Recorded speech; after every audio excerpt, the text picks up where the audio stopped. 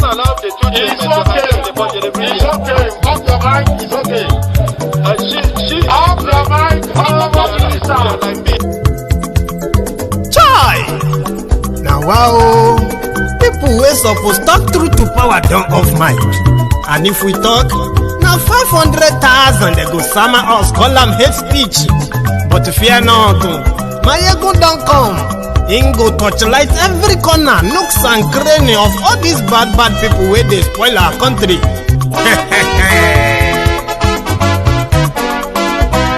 So my people make we laugh, oh yo yo. Maiyegun don't come, oh yo yo. My people make we shout, oh yo yo. Maiyegun don't come, oh yo yo. Maiyegun don't come, man of the masses, oh yo yo. Maiyegun don't come, oh yo yo. Maiyegun Diary Politico, oh yo yo. Maiyegun don't come, oh yo yo. This one not the off in mind, oh yo yo. Maiyegun don't come, oh yo yo. Can in the touchlight every corner, oh yo yo. Maiyegun don't come, oh yo yo. Okay, some people be they holla say they want the power. Chai, them be promise us say we go get light and power. Nah. Them hustle sote they can't get the power. But now they know they do anything with the power. Sure. Every day, dollar just they get the higher power over naira. See them talk say make we off mind. But thank God say Maiyegun don't come. So my people make you laugh, oh yo yo. Maiyegun don't come, oh yo yo. My people make we shout, oh yo yo. Maiyegun don't come, oh yo yo. Maiyegun don't come, man of the masses, oh yo yo. Maiyegun don't come, oh yo yo. Maiyegun Diary Politico, oh yo yo. Maiyegun don't come, oh yo yo. This one not they off in mind, oh yo yo. Maiyegun don't come, oh yo yo. Person where they do evil, no one make person talk. Them say that Maiyegun, that man too they talk. He too they talk. Say Maiyegun Diary, he they hot like pepper. But every day then they take money in bulk. Poor man picking, they the street they hawk. Still them talk say make we no talk. But thank God say Maiyegun don't come. So my people make you laugh, oh yo yo. Maiyegun don't come, oh yo yo.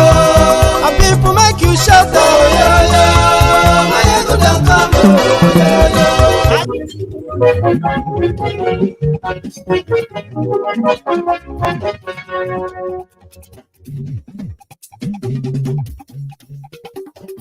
Hello there. Maiyegun làwa mọ̀, làmọ̀ tó dòdòdò.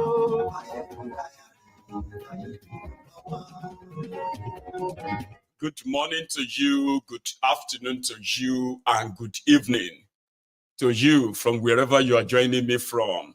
It is Maiyegun Live.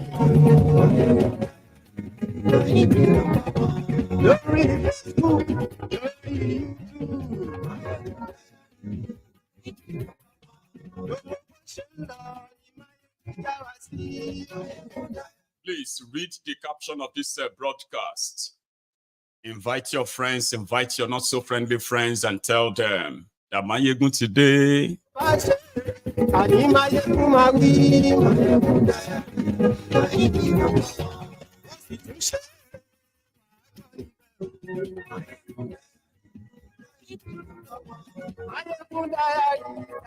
Politico. You can look at this as our Sunday sermon because it is Sunday. Maybe I should say happy Sunday to you. But to some people, it is already like their own Sunday is over. But wherever you are, hear this broadcast.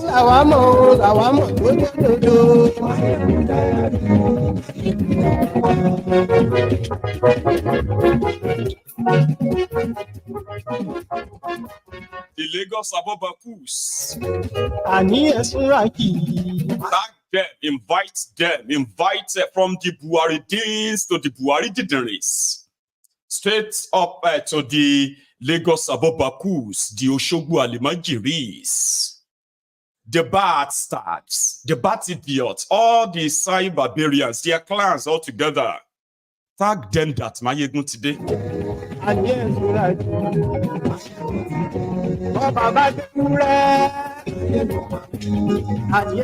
are starting their gaslighting in a different way and very early. But a lot of people have been so supercharged. I don't think APC propaganda can really work on majority of people for long, save for the terrorist nature of the criminals in Nigeria terrorizing their own citizens. If you finally conquer that, APC, Egbekegbe, can actually become history in a very, very short time.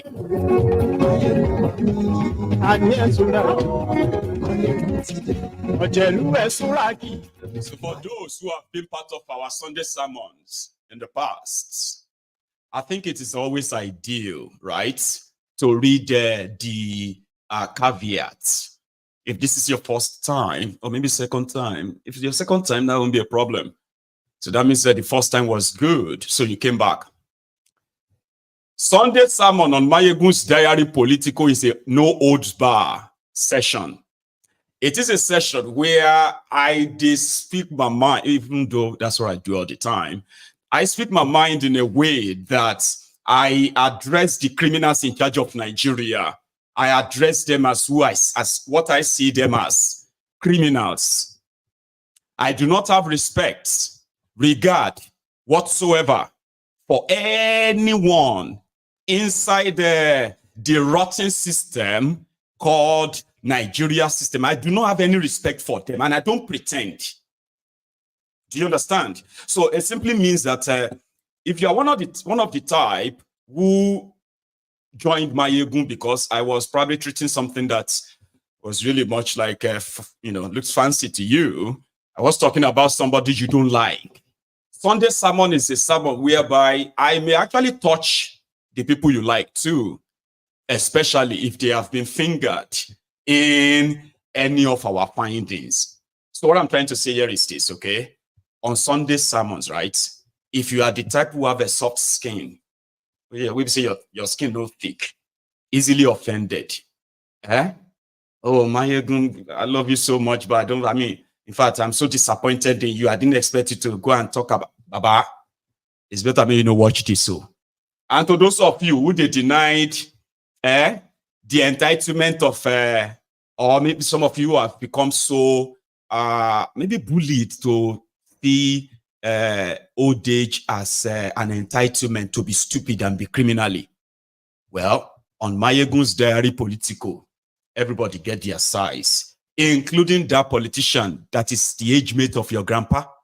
If he's involved or fingered in any of our findings, he go collect. And it is not in your place to tell me to respect criminals. Please, for your own sake, okay? Our advice, you shouldn't watch. But apart from that, I promise you, it is going to be an interesting one.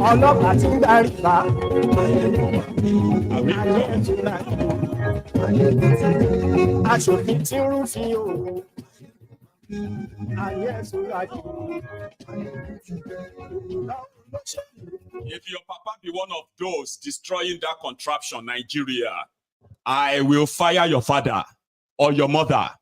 And that is why do not come here to look for respect for criminals. Once we have seen them as criminals, whether rich or whether old, it doesn't really matter. It doesn't matter where they come from as well. Just in case if you are, if you are one of the members of the tribal Olympics or ethnic champions, right? Great. If anybody is fingered like we do all the time, and you are there carrying the banner of your tribe,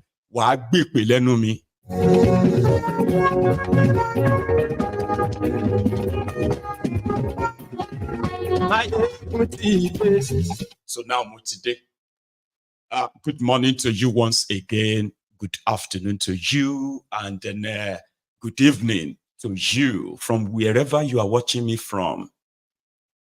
It is Maiyegun Live.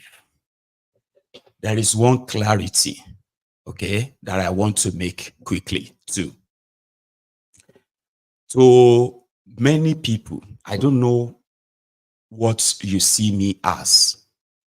But I have actually seen people who see me as a journalist. No, I'm not. I have seen some who have probably tried to see me as a activist. No, I am not. Look at me very well. I have my belief and I strongly follow them in a way that they are not in any way super imposing. I am not here to make you feel good. I am here to share with you the danger that these criminals poses to all of us. And as a concerned citizen, this is my own way, okay, of fighting back by calling out the criminals responsible for all of these maladies. I am not fighting for your right. If you can't fight for your right, like you are disabled, you can't fight. Don't look at me. Don't look for me to fight for you. Because nobody is going to free you once you don't have the mental ability to actually free yourself. If you are looking for activists or cash activists, as some people give themselves titles in that place, well, you have them in abundance in Nigeria. I am here to awaken your subconsciousness and help you to be able to fight for yourself. If you are looking for somebody to come and fight for you, then you are in the wrong place. Nobody is going to fight for you when you are not ready, right? To actually fight for yourself. I hope we are clear. My effort here is to help all of us. That even if you don't understand the problem deeply before, now you do. Now, even if you don't understand how this whole thing affects you, now you do. So what are you going to do about it? You are going to wait for a Messiah. Well, I'm not your Messiah. And devil knows. I will never fight for you. Do you understand? But yeah, we can fight together by having something in common. We have a lot in common. Listen, for everyone who comes from every part of Nigeria, every part you come from. Now, this time around, in fairness, every one of us is a victim of this contraption. It doesn't matter how this your own tribal, ethnic, religious affinity that you are trying to make yourself feel like important or superior to anybody. You may deceive yourself. Everyone from every part of Nigeria is a victim of this contraption. That is what we have in common. Apart from that, me and you don't get anything common. If you are an Igbo man, if you are an Hausa man, if you are a Muslim, if you are a Christian, we do not have anything in common. Let that be clear. All right? We do not. The only thing we have in common is the shared misery, shared frustration, shared poverty, shared oppression, suppression. That's all we share. It is the only thing that is equally shared to everyone. And that is enough to be our reason of coming together to break the yoke and destroy the entire system that is out to destroy us. But if some of you are still very much strong and agile to defend the criminal enterprise, and when Nigeria happened to you, you are now looking for human rights activists to come and stand up for you. Well, there are many of them in Nigeria. A lot of them have cashed out on you. A lot of them have used you as the vehicle to join in your oppressors. Haven't you seen that many times? Nobody is coming to fight for you. Nobody is coming to fight for anybody if you are not ready. Okay? You can point fingers, keep pointing fingers, like everybody does, okay? Point them. Point them. What are you doing? What have you done? No. Keep pointing. There's somebody who is going to keep your mind occupied when there is nobody to point to or point at anymore. It is this voice Remember that. Okay? Are we clear again on that, Abi? We're clear. Good. Now let us now go forward again. They started the campaign, and the campaign is to gaslight all of you. It started 2 days ago. Okay? Nigeria is falling apart.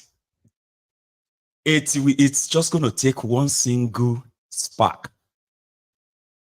And as usual, a lot of you are going to come back with, how did this happen? How can we let this happen? And all of that kind of fake surprises. Thiefnubu and gang knows. And suddenly, the people that were telling you that Thiefnubu has been preparing to be your president for 30 years. Now he's forced himself on you, rigged himself, he didn't win any election. You must tell your children, look at me very well. They will tell you that you are only agonizing for losing election or for somebody you supported losing. No. Do not accept that, because that's what do you call it? Psycho conditioning. That's how it works. They will say you are bitter, you are sad, and because of that, you are happy that Nigeria is spoiling. That is gaslighting. Look at me very well. That's gaslighting. That's it. Plain and simple. Okay? They want to fix Nigeria, but they didn't tell you how they would do it. Okay? And Nigerians were not convinced with their Muslim and every other thing. They had to rig him in. So obvious, right? And a lot of you are so heartbroken. We did not vote for this man. Oh, we try our best to stop this. You are heartbroken. A lot of you knows that they are complete disaster. From this certificateless Maiyegun, Bokwari, the Nigeria Wayeki had to print out a fake result just to show to you that Bokwari went to secondary school. After long drama, they destroyed Nigeria economy and all that. The Olori Burukus that were shouting, may Buhari succeed. May Nigeria succeed under Bokwari. They ended up, helping Bokwari to succeed in destroying Nigeria. Then KOOLU jumped in, forced himself on you. In can appoint thieves, ass lickers, praise singers, all risers. They said they were loyalists. Oh, these are the lawyers that will help. Mind you, they said he has brain. He has brain for talent. Which kind talent? Looting talent. Abi? So this smart, demented KOOLU now appointed supposed smartest people that understand the problem of Nigeria. 11 months after that, Nigeria don't enter canal. They can't talk to now. Everybody will talk say this guy na disaster. This guy will destroy Nigeria. This guy will blah blah blah. You get and they use their tribal, ethnic, all religious, divisive rhetorics to force KOOLU on you. 11 months after, all of your fear, they are coming to pass. Security is collapsing. Economy is it's like bellicose, belly flat belly, right? The currency, like life don't change for all of you now. Even the rich people, those of you where they feel like say you rich, all of you now don't collect. In 11 months, all your fear, they have come to pass. This is just like a preface, a warm-up. 8 years, that's what they say. So we want to see, even those of you where the toxic people go cry for 8 years, we want to see how you will last that 8 years. That's the journey that you really need to go back and plan on. Sure you get. Now that everybody come dey lament, complain. Which kind of country with this? Eh? This KOOLU this, this KOOLU that. Yeah. And all of every day, people they die. Hi. APC, Egbekegbe can't turn around. Oh, so you are happy now, Abi? So you are happy now because the country is not moving well. God will shame you. By the grace of God, Ashiwaju will succeed. They don't start again. Oh. That was how the gaslighting started again. Oh. All of you are enemies of Nigeria. You are happy that Nigeria is going bad. You are happy that Nigeria is going bad. These Olori Brukus are not angry that Thiefnubu and APC Egbekegbe have destroyed Nigeria. And they are destroying Nigeria. But they are more upset that you have refused to pretend that everything is fine. So they would rather gaslight you. Oh, you're happy now, Abi? We know all of you don't love Nigeria. We know you don't love Nigeria, and God will shame you. Obi will never be president. That's another line. Peter, what Asha know sharp is say, Obi will never be president of Nigeria. Obi will never enter Aso Rocky. Now, consolation, oh. Those of you who see people who type that on social media. Now, consolation, oh. These are people who are hurting, totally heartbroken, in serious pain, right? And every time all of you are calling them out, hey, KOOLU again, Egbawa. Bag of rice is still so and so. Price of petrol is now this and that. So as you are lamenting another, they can't really lament. Because even if they complain, una go hit them raw. They cost them. So they now turn it around. They wanted to turn it around and blame you for why Nigeria is not working. Who does that? Tell me. Who does that? The drug baron, the drug dealer, Thiefnubu, appointed 48 ministers. The largest, or should I say, the largest number of cabinet, or the biggest cabinet in Nigeria's history when Nigeria they face economic crisis. Nigeria is facing economic crisis. They were borrowing money. Nobody want to come and invest in the place.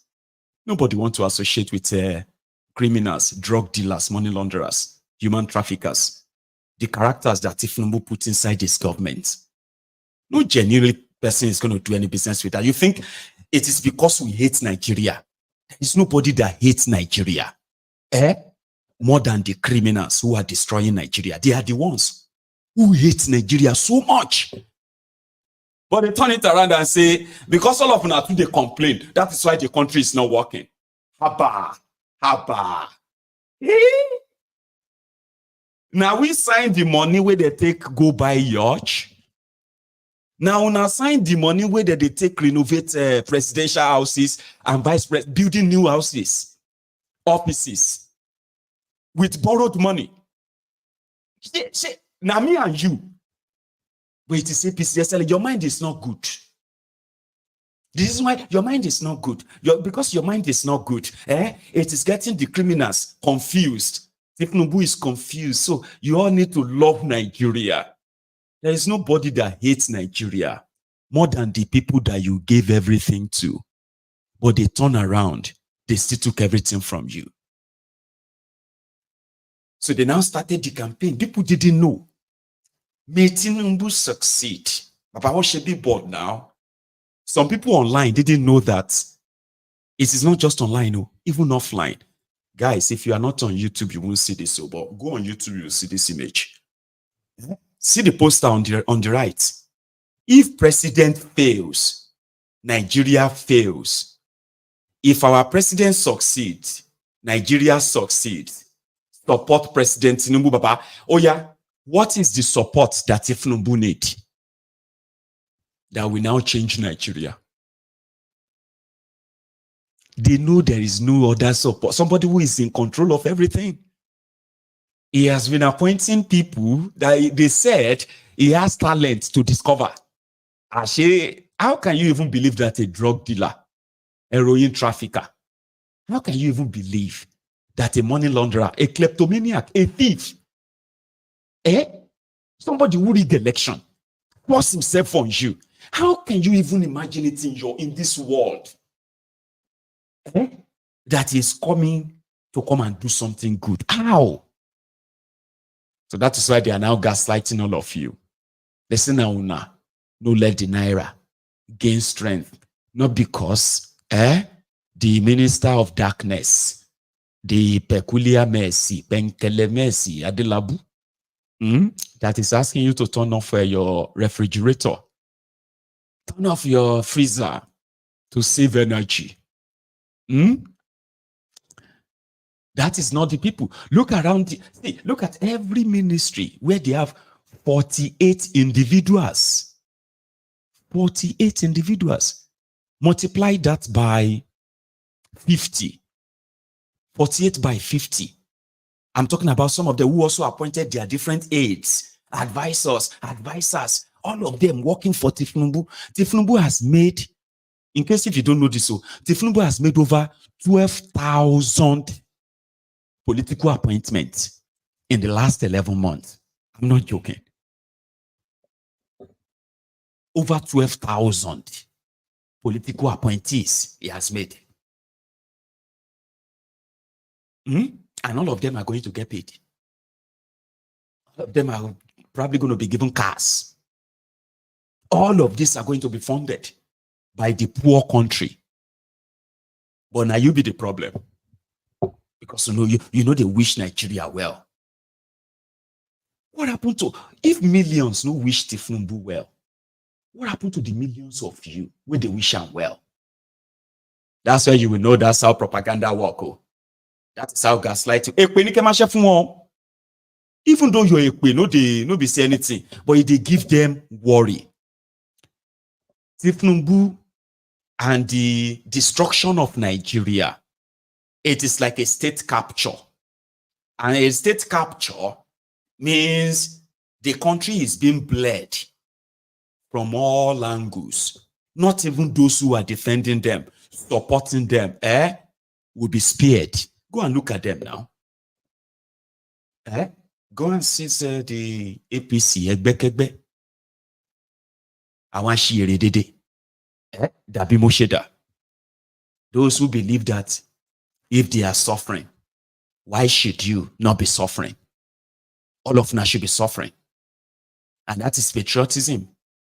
Those that are, Nigeria, or should I say, Nigeria is a place where poor people, impoverished people, traumatized people, oppressed people are defending their oppressors with the hope that just maybe grace will find them. Now only Nigeria. There is nowhere else in the world where the oppressed are so happy to defend their oppressors. It defies all logic. But it happens in that contraption called Nigeria. Right? So Thiefnubu and gang, they don't meet their match. Obedience. If you are watching me, this is why I actually like you. You are their nightmare. In the history of election rigging in Nigeria, this is the first time somebody rig election, and they have been having nightmare, sleepless nights, migraines. They have been running mad too. Schizophrenia. This is the first time. Usually by now, if na PDP be the one where then declare rig successfully, people in APC they go don't cross, everybody don't move on, business continue. So if it was a APC, those in PDP, All of them go don't cross everybody, don't move on, go collect appointment here and there and move on. It can't be like say when you steal a poor man's chicken, you have stolen problem. You have stolen alaroka. Alaroka is somebody that will tell the whole world forever and ever. Long even after you have ate the chicken, you will continue to hear it. You know, you steal the chicken of a poor man. He screams, hey, please, oh, who help me see my chicken? Or somebody has stolen my chicken. Hey, please, oh. Then he's begging. A day after that, the chicken is not back. The owner will go out, I don't want to believe that somebody has stolen my chicken. That chicken is my life. I have invested so much and somebody stole my chicken. 1 week after that, when you see that poor man, you stole his chicken, he's still lamenting the same pain. Now, a year after, the same. Now you will come steal the chicken. You can't get a nightmare. Say, lad, they buy your chicken I don't steal since last year. Everywhere I go, they see the committee. Everywhere I see they hear the voice and they hear the cry. That's exactly what you obedient have become. They may call you irritant, but it's a good one. It is a good one. It has gotten to a stage whereby they are seeing it as a threat. And they are boldly lamenting. Why can't you just wait for another election? Why can't all of you just move on? And all of you, please now, let Thiefnubu enjoy this stolen presidency. Allow Thiefnubu to feel like, you know what I mean? Meanwhile, on the other side, you will see the Abobakus. They say, okay, we need to, hello, guys. Oh yeah, go and check your WhatsApp. We're about to drop Nigeria. They say, we are about to post the video of Thiefnubu.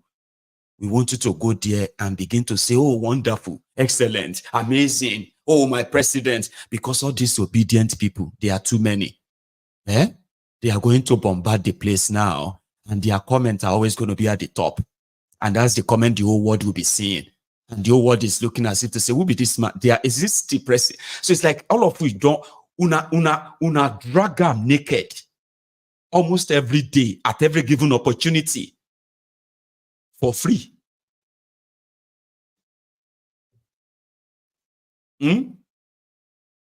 Something they are paying money to try to package for you. Una de tear cloth for him body. For free. That's what makes it a problem. And I like that. Okay? So keep it up. Because you were the one who shut this down until we didn't know that these people have also printed a billboard on the main road asking people to please support Thiefnubu. Campaign. Are you doing campaign now? Is it a campaign time? He is the press idiot. He is the one who will make the decisions. He has been making the decisions. He has been choosing, selecting thieves, criminals. And they have been doing exactly what they know how to do best. And Nigeria is bleeding. And somebody is saying, you should come and love him. And wait for, why don't you just wait till next election? Why did you know what I mean? So they were out there asking that, please, so make una try and let Thiefnubu enjoy the legitimacy of this stolen thing. But Papa, if you steal something, it must be something that you probably have a clue about, or it's going to be useful for you. So you get what I mean now? Some said, it doesn't matter how he came in. People, let us just move on. Let's just move on. You know, you don't know. Even though he came in as a criminal, he may just turn around and just do good. So people now started countering that. And I love how they are countering it. Papa, you are about to board a plane. Okay? And an announcement came and said, hey, the plane you are about to board, as is about to be hijacked by some terrorists who likely have no idea of how to fly a plane. But you still went on and you entered. Now, as you enter, an announcement just came on the announcer, right? Ladies and gentlemen, this aircraft has now been hijacked by Sule Gambari, who happened to be the Mesuya in Sabongeri, Kano. He has no clue of how to fly plane. We're all gonna die. And then you stand up and say, hey, everybody, don't let us not worry ourselves about the Mr. Sule Gambari, that has just the Mesuya that has hijacked this plane. I know that it's looking like we are going to crash and die, but I just want us to have hope. Let's have hope that it will be able to land this plane safely. Which figure of speech is that? Mesuya may land the plane safely. Instead of you to prepare the crash landing, everybody just know when they go die or how they go die. We are going to die. Or maybe a gamer could be on board. A gamer who has probably played the stimulation. I've been waiting to record that thing. And, could probably just help and we can overpower these guys and get rid of them. And possibly when this is going to crash, it will just crash in a way that, all of us don't go die. But all of us that will survive the crash, we will know that this aircraft, is no longer useful. Make all of us go find another mini aircraft, so to say. Do you get what I mean? Or your daughter is due for an important life-saving surgery. And then just as they are about to begin the operation, one of the nurses tap you. Sir, just so you know, okay, we lost the doctor that should perform this operation early this morning. But we found one Okada rider outside the hospital, and he said he could do it. And we believe him that he will do it. So just so you know, how are you going to feel? You're going to say, oh yeah, open my daughter. Would you? That is what they are trying to tell you. They are like trying to make you feel like, okay, you know something, drink this poison. It's just another people will die, not you. Okay? So don't scream, don't shout, just drink the poison and die. Or believe that another person will die. Oh yeah, drink this Kool-Aid. Thiefnubu is working. Thiefnubu is this or that. Your entire country is collapsing. So they will gaslight you and say, why don't you have faith? Drink this poison. We just told you, you are not going to die. Another person will die. You drink it. And then you open your mouth and say, okay. Go. Take parade in here now. So they are trying to. So you shouldn't. By no means. Once they push all this, their propaganda that indeed are being packaged so that they can have enough time, and then maybe afterward, then you push you again to another set of rogues. You may not last the remaining 7 years. So I'm not wishing you evil. I'm just saying there are those who are just going to die that shouldn't. You know that, So the gaslighting part has been shut down. Thiefnubu doesn't need your wish. Thiefnubu doesn't need your support. Okay? He has everything. He should do what he said there. Although he didn't tell you anything. But he should do what he said he would do. But one person said something that actually is what Thiefnubu is looking for. Here you get. And that is make real Nigerians, the ones where we say hard working, not the Bambiala, the Abobakus, the fine barras, all this social media bambialas. Because what APC represents is slave master relationship. Okay? So what Thiefnubu is trying to, or what they are practically trying to get at is that, why can't you all, the legitimate people like me? No, these useless, unemployable miscreants, all these ones in APC, these praise singers, they have no real value. They have no electoral value to make him president, so they have to rig. Okay? They have no economic value.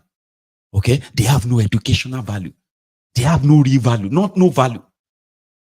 At least now you can see that Thiefnubu has no strategy and he has no brain to discover any talent other than talent for thieves like him. Here you understand now. So what Thiefnubu is trying to say, or what APC Egbekegbe is trying to say, is that within the entire APC, Egbekegbe, Olori Buruku ni gbogbo wọn. You know the meaning of Olori Buruku? Unfortunate people ni wọn.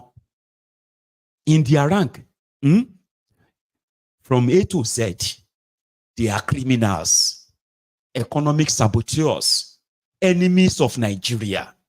They are chancers, people who are looking for their own chance. Poverty-stricken people that believes that a looting public fund recklessly is going to guarantee generational wealth for them. There is no single person inside the APC, Egbekegbe, that actually loves Nigeria. That is a fact. Throughout 8 years of Bokuwari, there is no single crop of them that meant well for Nigeria. No single one of them. I mean, see the result now. Are they lying?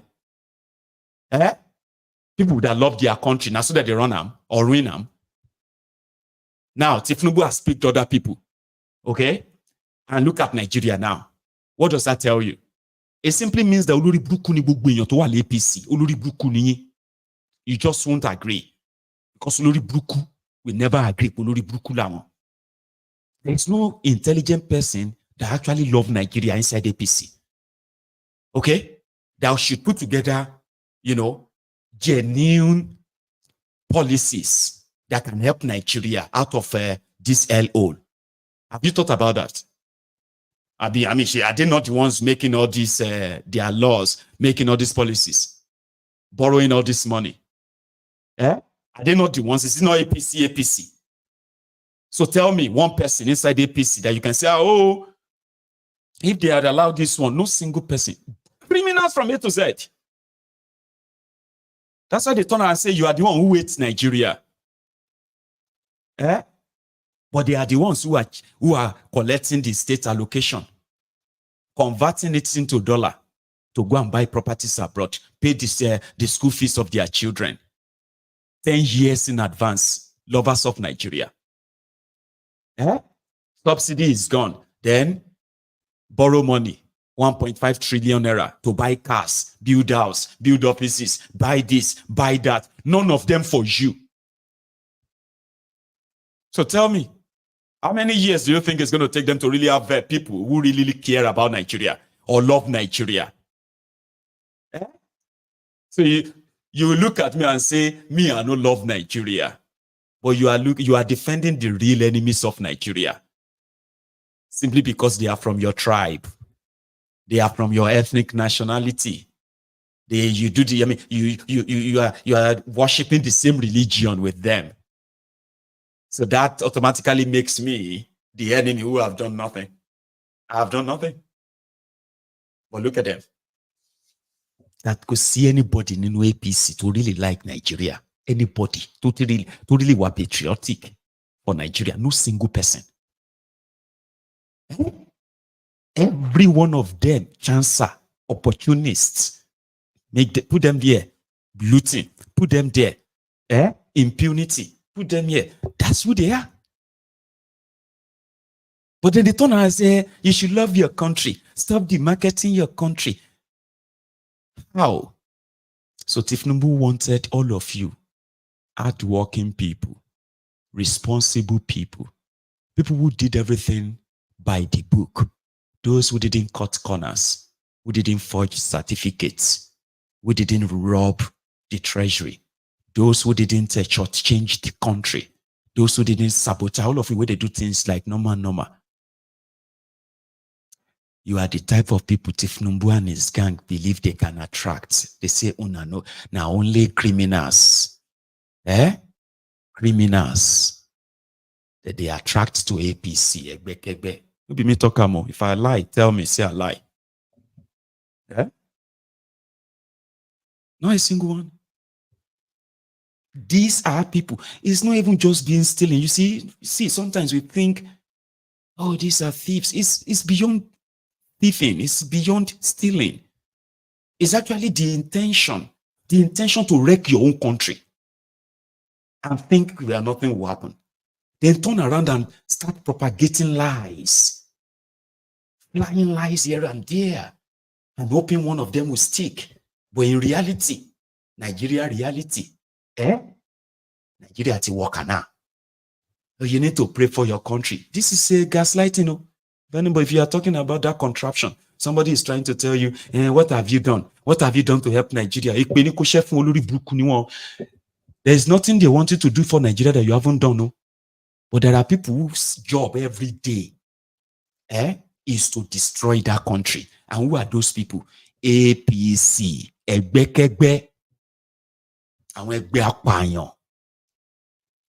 So KOOLU was in Saudi Arabia.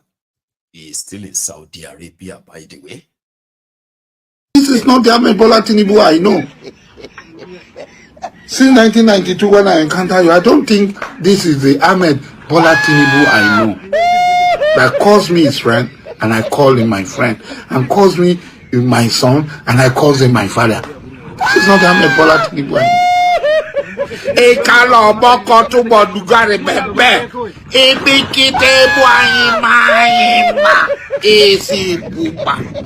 This is not the This is not the Ahmed Bola Tinubu you know. Ati Berel.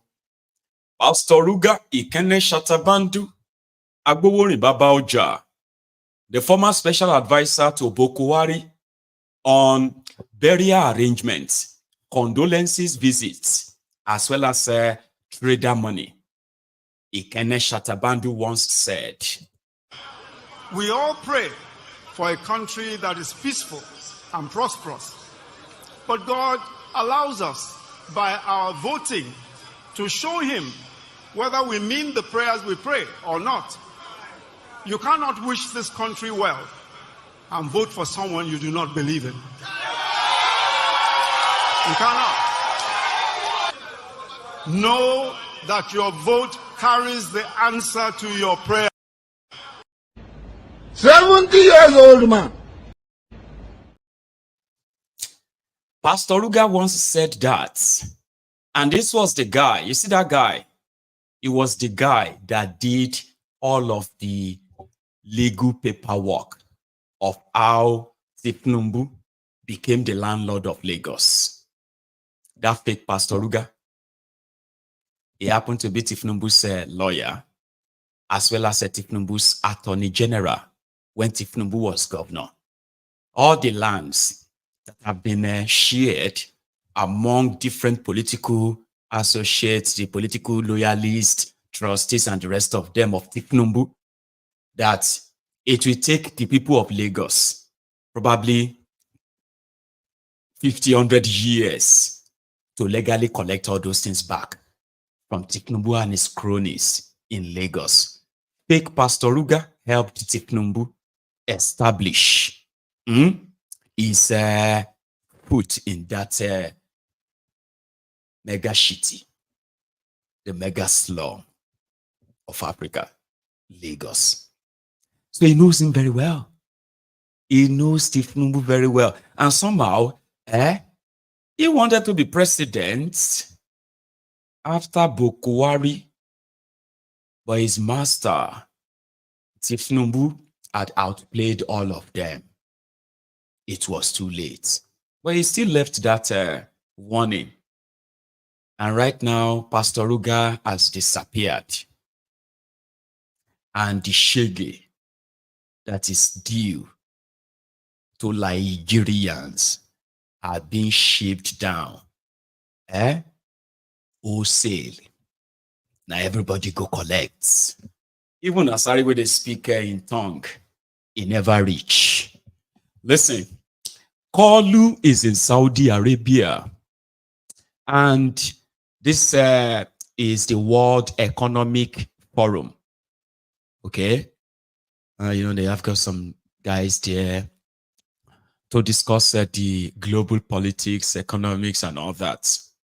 So KOOLU was invited. Oh my God.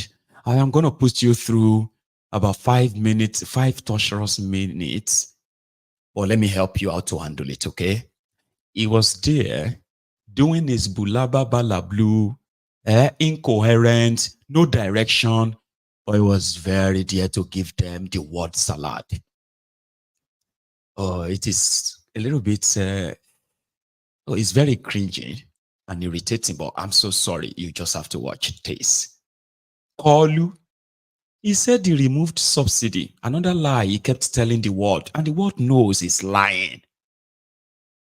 How this can attract any investor to that contraption? Why are you not saying it? Why are you not saying it? Oh, he's the number 1 marketer of Nigeria. Marketing waiting. Talking like oh dear. It be like say the plug and the fuse they are like already apart. And you can't make any sense of anything he's saying. But of course, the word salad will make him sound like he's communicating. And since now different languages and interpreters did the conference, well, I would say you should take a look at the faces of his listeners. So let's go there. Sorry, it's about 5-6 minutes, all right? Sorry, let's watch. KOOLU took over the presidency last year in May, so you have had 11 months as president. You took over at a critical time for Nigeria. The economic situation was tough, but you took measures from the beginning to then recalibrate the economy. You cut the subsidies on fossil fuels. You also took aims at dealing with the currency.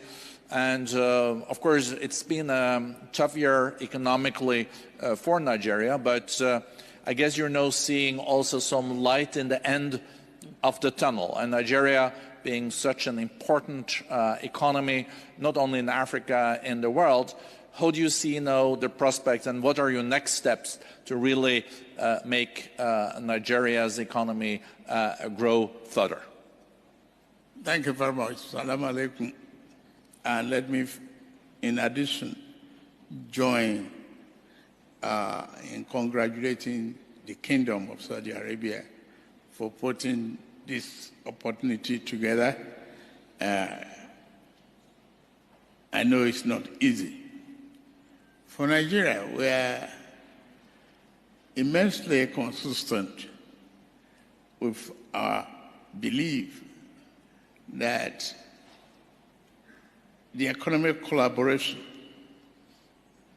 and inclusiveness is necessary to engender stability in the rest of the world. Concerning the question of the subsidy removal, there's no doubt that it was a necessary action for my country not to go bankrupt.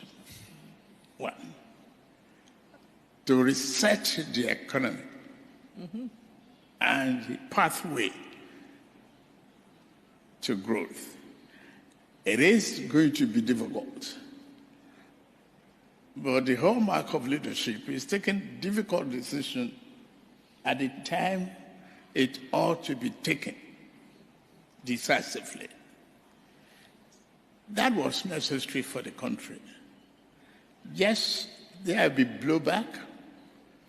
There is expectation that the difficulty in it will be felt by a greater number of the people.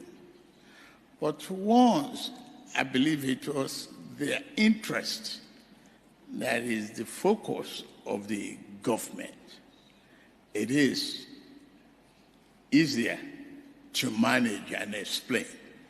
the difficulties. Along the line, there is a parallel arrangement to really cushion the effect of the subsidy removal on the vulnerable population of the country. We share the pain across board. We cannot but include those who are very vulnerable. Luckily, we have a very vibrant, youthful population interested in discoveries.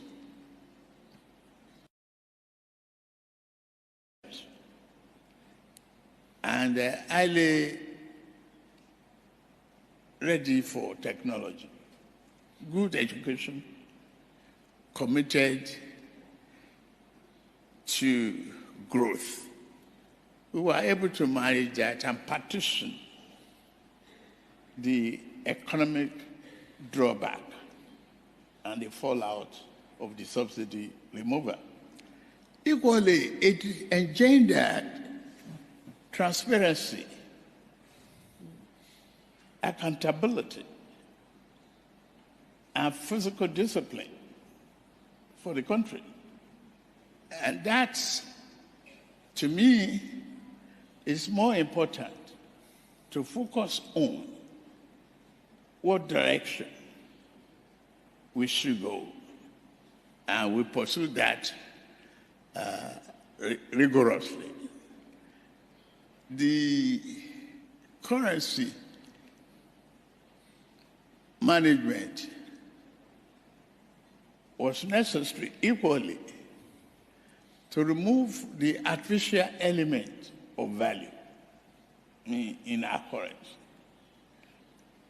Let our local currency find its level and compete with the rest of the world currency and remove arbitrage, corruption, and opaqueness.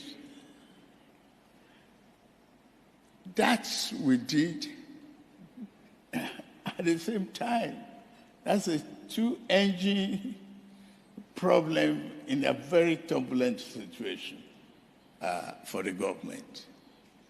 But we are able to manage that turbulence because we prepared for inclusivity in governance and rapid communication with the public to really see what is necessary and what you must do. Today's forum is equally valuable for us to share experiences and share the hope of the future. What is missing? And I'm glad the kingdom rely on the window, the word collaboration and inclusiveness. The capital formation that is necessary to drive the economy, like agriculture, food security, innovation, technology advancement, must be an inclusive program of the entire world. No one should be left behind. The fear of lack of capital in Africa, stigmatization, and I'm glad the world is recognizing the need that the type of population growth that Africa is experiencing, the diversity of its resources, must be married with its economic opportunity. We must collaborate to do that. And that is what we are doing so far. Nuisance Lele. Nuisance Lele. Now, I don't want to believe that it's just me. So that I don't go be like, say, Maiyegun is because you don't like him. He actually made a lot of sense. I know Thiefnubu speaks the language of the gods. Okay? And that is the language of Bulaba. Blue. Bulaba. Like this. If we lend ourselves to innovation,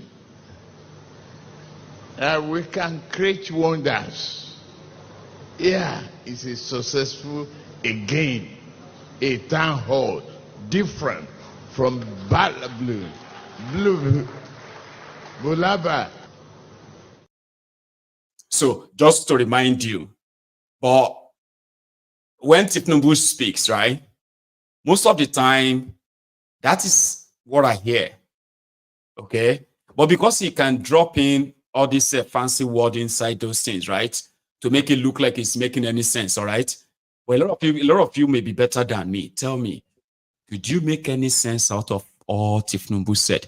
Hang on, you know, I told you I'm not good at quoting him, or else I'm just going to run down my brain. Like I'll get exhausted immediately trying to quote Thiefnubu. But may I tell you a few things we are here. When he started, he said something about Nigeria has 70% population of youth. And this youth, they are now ready for technology. I don't know what that means. Okay? Then he says something about the challenges. It's difficult. The challenges that they have been facing. However, he says something about inclusiveness. The word inclusiveness. Okay? And then what else did I hear him say? Like I said, I hardly able to. So tell me, could you make any sense of that? Like, be honest, I'm going to read the comments. Did you get anything? It was everywhere. It was using all those buzzwords, right? But, I mean, hang on. What do you think? If your press idiots, okay, actually have something doing, somebody will get 48 ministers, and you could not pick 2-3 of them to use what they are doing as your talking point. For example, well, thank you very much for that question. It has not been easy since we came in. We came on board almost a year now. It hasn't been easy, I have to be honest. Nigeria was facing serious economic crunch. We were battling with, you know, a lot of monetary problems where the revenue accruing to the government has become so dwindled due to corruption. So when we came in, we have managed to go after those who looted Nigeria economy. And as I'm seated here with you, I can confirm this, that we have recovered more than 20 trillion naira, and we are still going to get more. So from that background, I have appointed a firebrand, you know, anti-corruption czar to further go, including the members of my own political party. They are actually the most that have been arrested, and we have recovered over 20 trillion from them, including in dollars, okay? So, and when we came in, we realized that we can no longer continue to, you know, spend our dollars to back the naira. So, my government, when we came in, and, you know, I appointed a new central bank governor, and, you know, we sort of mop up some money right there that we could get, and we got some investors as well who came on board. Now, from the electricity generation and distribution that we met a year ago, I mean, it was worse. It can't even power any, you know, any real industry. Talk less of industrialized country that we want to see in Nigeria, kind of, right? Say something like that. I say, okay, so in the last 11 months, my government has invested at least over $5 billion on electricity generation, and electricity has improved. Okay, it has improved. Now we are generating this, we are distributing that, and we are still opening doors for more investors to come in and help us kind of take this to the rural areas and power every home in the country. Okay, so in the area of insecurity, So I want to assure you that this is one of the reasons why investors have stayed away from Nigeria. In the last 11 months, right? The government has intensified efforts, okay? We have arrested more than 5,000 terrorists. I don't want to tell you the numbers of them we have killed. And out of these 5,000 terrorists, we've sorted some, and a special court has been set up. And so far, we have received over 500 convictions for the crimes of different acts of terrorism in Nigeria. We have improved surveillance. We have doubled recruitment, and we have improved the payment welfare of the soldiers and the policemen across board to reduce corruption and encourage them to further defend the country. And when it comes to petroleum, right, Nigeria has been spending so much money, okay, paying for the fuel subsidy. So when I came on board, I removed that.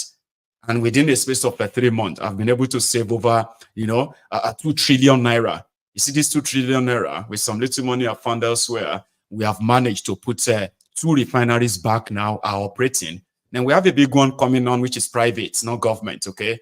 But right now, Nigeria is now we are in the next 1 year, okay? We will be able to actually produce more than 70% of our own local consumption and reduce so drastically our reliance on importation.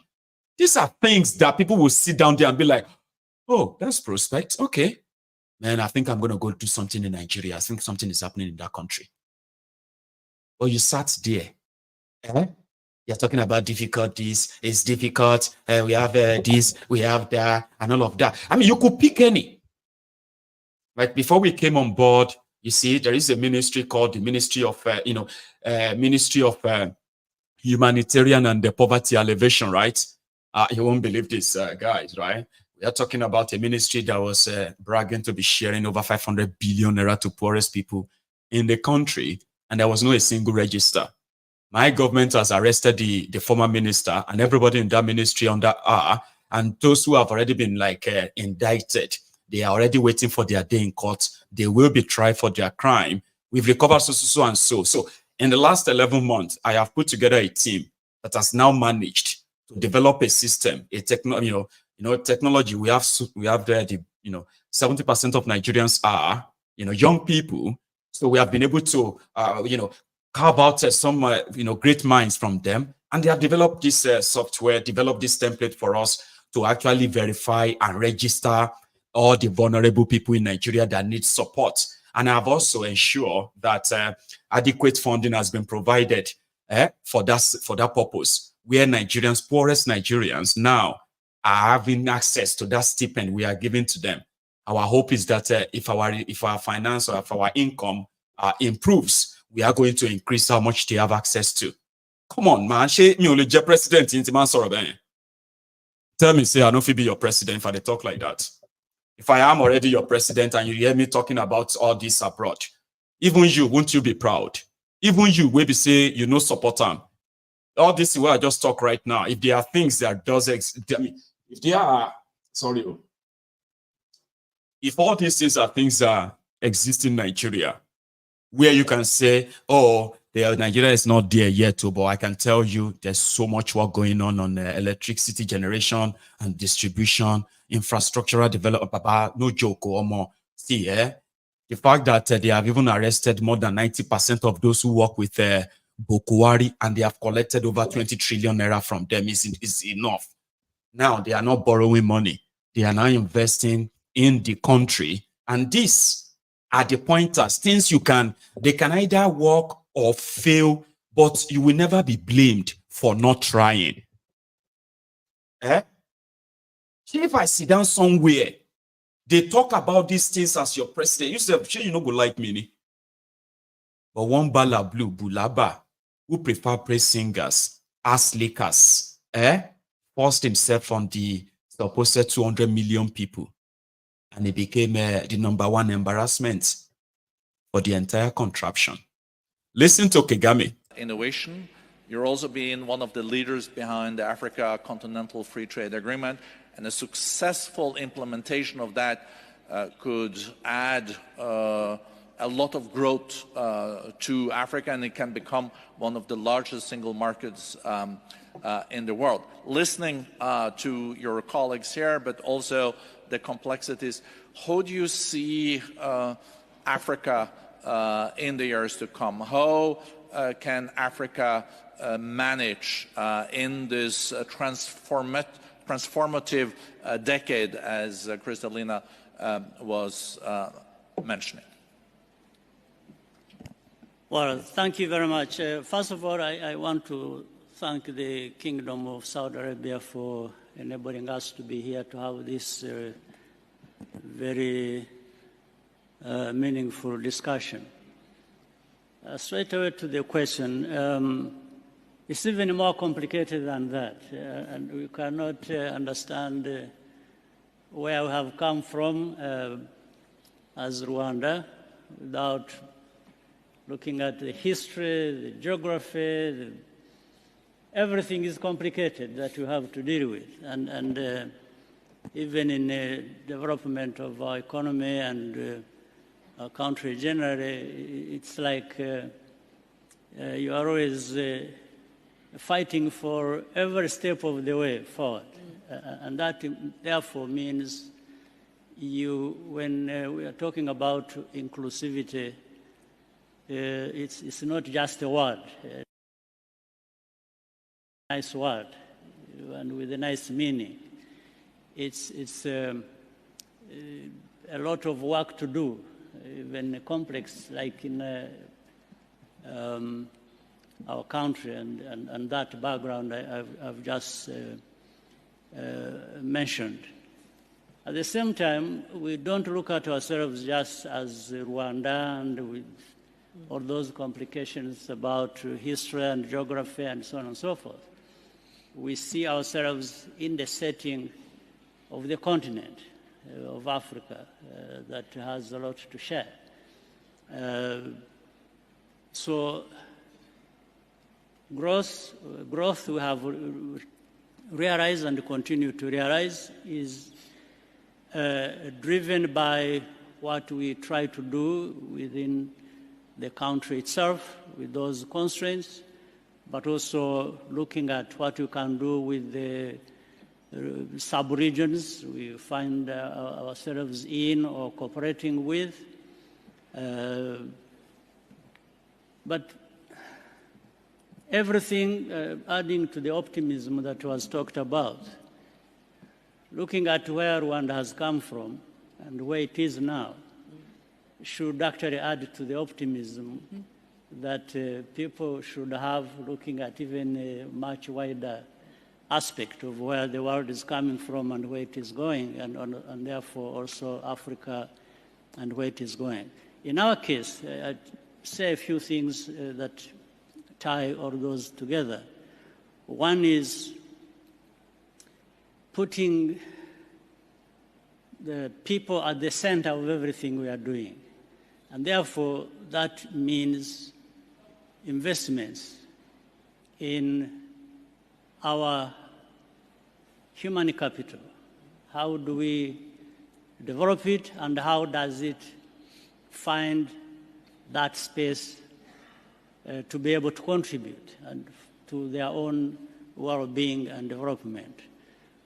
And in that, we have invested in education, in health, and above all, technology has been a focus for us, and integrating that in the education system or in the health services as we move forward. Like for health services, for example, we find we have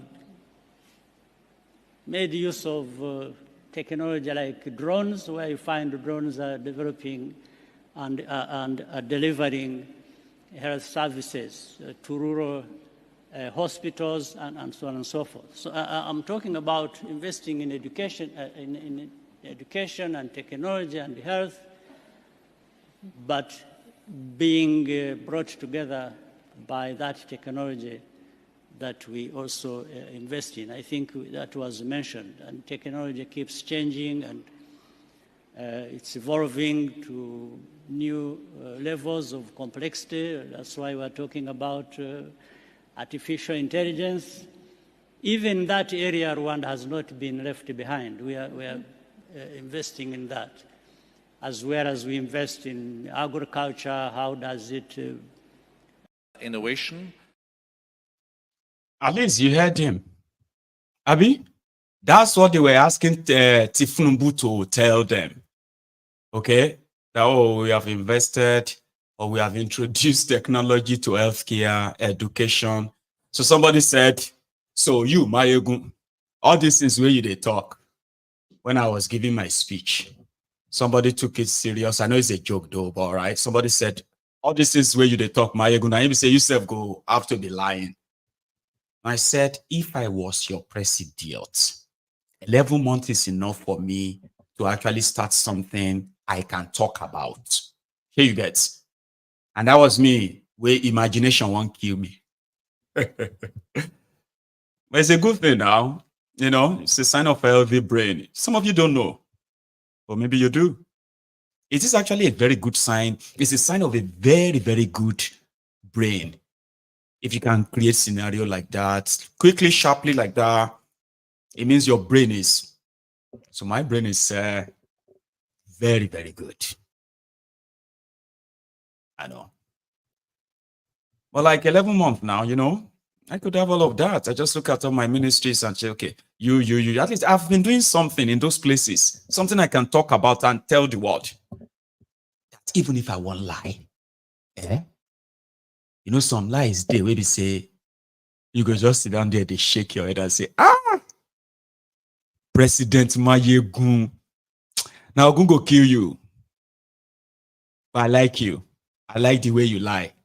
I like the way you lie. I like the way you lie. But now I'm going to kill you, President Maiyegun, because I roll with a lay. That we are now generating 40,000 megabytes. But the way I go talk him, you go be convinced. You will be convinced and say, you know that kind of thing, say, you know if you get angry. You just be like, oh, now I'm going to go kill this guy. See how this guy, they lie for all this Oyibo that they clap. What is he talking about? Is he talking about what he's still going to do? Or is he talking about this Nigeria? I want to, you know, that kind of thing. Well, as a young person, I should be able to have done something like that. The point I'm making is that 11 months is enough for me to say, I am doing this. It doesn't mean that I'm doing everything well everywhere. At least out of out of 30 or 40 ministries, 48 ministers, I know go can't get something tangible, Abba. But it is Thiefnubu. That's why I said nobody wants Thiefnubu to fail. Thiefnubu is a failure personified. He also said this there. They ask him something. Oh, I don't know what he's saying. Maybe you do. You have dealt with the domestic economic challenges, and in many ways, Nigeria is a superpower in its region. But the region is looking also very challenging with Sahel, with the situation in Mali, Chad, also now in Niger. And I know the time is short, but is there any way we can see a stabilization in your surroundings in the years to come, or is it, does it look very, very grim? Thank you very much. We are encouraging the entire world to pay attention to Sahel and the countries around us in ECOWAS. As the chairman of the ECOWAS, I've witnessed the big influence of Nigeria to discourage unconstitutional change of government. That is stabilizing. Equally, we have eased the sanctions. We need to trade with one another, not fight each other. it is very, very necessary and compulsory for us to engender growth, stability, and economic prosperity for our people. The rest of the world needs to look at fundamentals of the problem, not just ordinary geopolitically. It has to go to the root. As the world paid attention to the poverty level of Sahel and the rest of ECOWAS, have they helped the infusion of capital and pay adequate attention to the exploitation and opportunities availed by the mineral resources that is available? Are we going to play only a big brother's role in a talk shop without necessary action? We just have to be involved in the exploitation, promotion, and prosperity of that region in order to see peace and stability and economic growth. Thank you. Thank you. Nuisance lele. Nuisance lele. KOOLU. You know they disappoint. If you are one of the KOOLU's lovers or supporters, I don't think your own feel reach that of Asari Dokudombo. Even Dokudumbo is saying, this is not the Thiefnubu you know. This is not the Bola Thiefnubu I know. Since 1992 when I encounter you, I don't think this is the Bola Thiefnubu I know. That calls me his friend and I call him my friend. And calls me my son and I call him my father. This is not the Bola Thiefnubu I know. Ekalo boko tubo dugare bebe. Ebikite buayima. Esi buba. This is not the Bola Thiefnubu I know.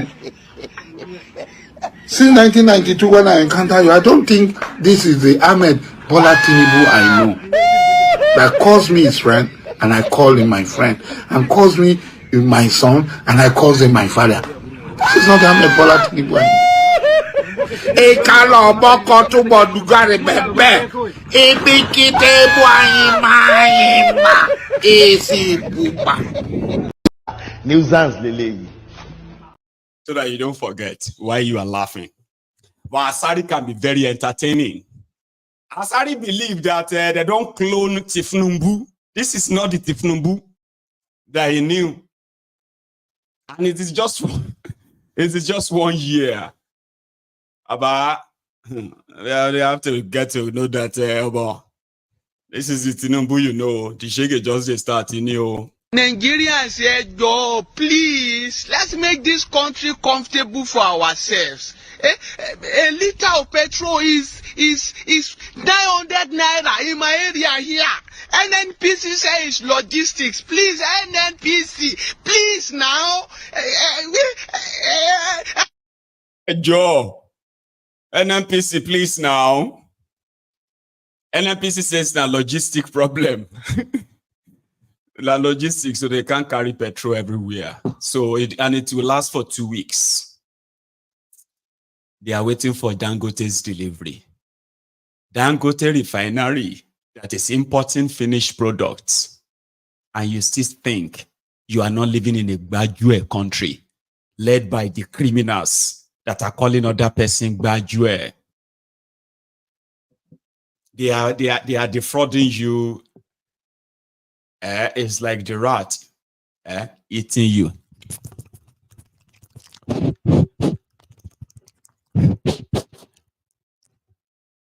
Eating and then blowing it. So that it go be like say, it dey cool, it dey pain, it dey cool, it dey pain. By the time you are done no more, you go down turn to one leg up.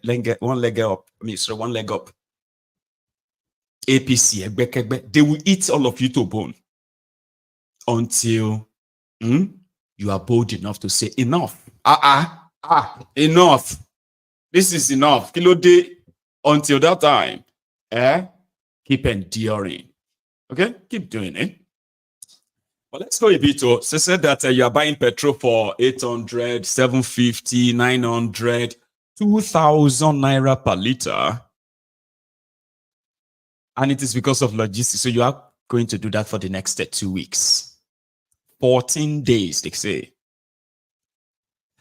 So good luck to you on that. And as for the people, there are those who are like on the band A. What band are you now? Which band are you? Band A, B, C, or Z? Because even people with the band A right now, I have been seeing them complaining a lot too. Like they feel robbed. They feel like they are robbing them. It's like there's nothing they can do. Typical, right? The other day, this APC, Abobakus, APC, Egbekegbe, they were everywhere talking about, how a presidential borehole should look like when their people left to die, drinking dirty, undrinkable water, where people are sharing water with animals. Well, the people that said they would prefer a presidential borehole than a GP tank borehole, maybe you should tell them, show them this. So this is somewhere in Kano. Go and give them presidential borehole, the one that at least can hand something like this. Take a look.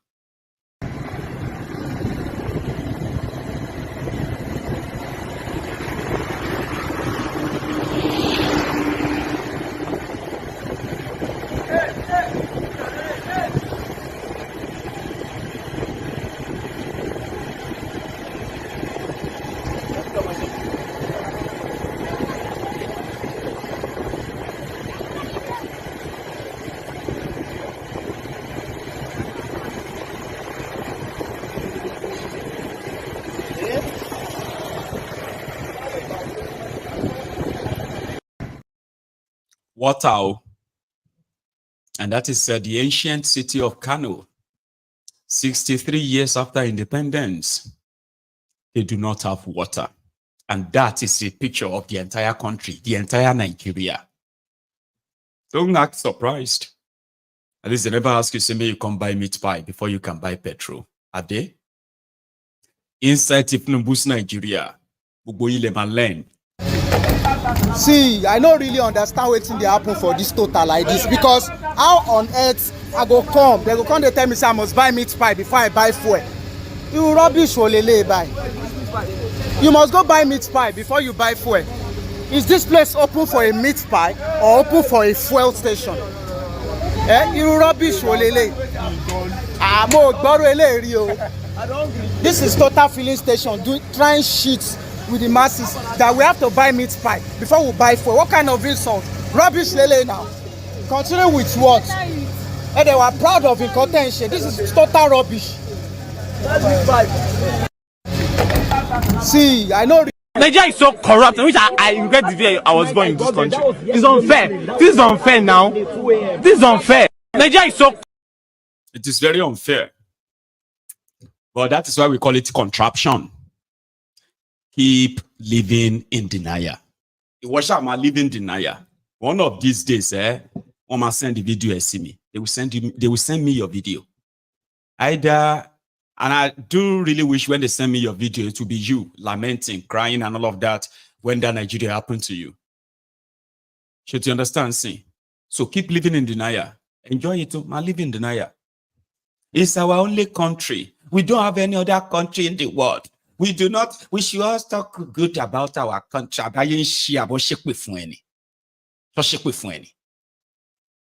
country, our country.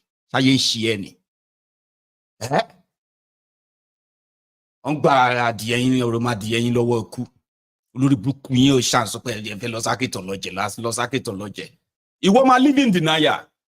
We don't have any other country. But the one you think you have, you are watching them, turning you into destitutes. Destitute. Oh my God, don't get destitute. So just so you know, okay? Emma, just keep adjusting. It's going to probably work out later. But whatever you do, like I said, I do not wish you anything bad. Waiting will kill you is there in Nigeria. Yeah, Nigeria is there to kill us. And that's why this Nigeria has to die. We have to kill this contraption and birth another one that truly reflects what you and I can actually live with. This one is out to kill us. You escape Boko Haram. You escape you escape plane crash. You escape being kidnapped. You escape terrible road and dying. You shall try to escape this and that every day, so that every time you go out in Nigeria and you come back alive, you have to give thanks to Heavenly Father for bringing you back home alive. Some people don't make come back. Then there are others that even with your money, the terrible healthcare system, it has gotten to a stage whereby your money may not even be able to save you anymore. Well, it's already happening. Okay? And since standard has completely been shattered and corruption is the order of the day, and people are dying for so many unexplained, diagnoses or reasons, Nigerians are consuming just anything that they can consume, despite having the worst healthcare system in any part of the world that you can think of. The giant of Africa has no healthcare system that can care for our citizens. But the citizens, they are exposed to all the things that can kill them until the day they will need medical care. And then they will realize that there is actually no plan for it. Every day, watch what you eat and watch this too. You are not audible. Talk me that they hear you. I will wash it. After I wash it, I will mix the ethanol with water and flavors. Okay, you can put them for where? I will put them inside the bottle. Okay. So when you want to sell them, what people when they buy from you, what do they? Somebody is mixing ethanol with water and coloring, and they are selling them as branded drinks to unsuspecting Nigerians. One of them is caught. Many of you have drunk from this guy. So take it again. You are not audible. Talk me that they hear you. I will wash it. After I wash it, I will mix the ethanol with water and flavors. Okay, you can put them for where? I will put them inside the bottle. Okay. So when you want to sell them, what people when they buy from you, what do they think they are buying? They say they are buying the hot drinks. Hot drinks from which company? The Snap company. Which Snap company?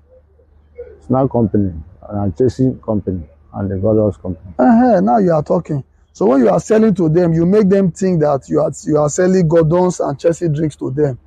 Is that the case? Yes, sir. Okay. So how do you sell it? Who are your customers? The inside quick will call me on phone. I will put it inside the boat.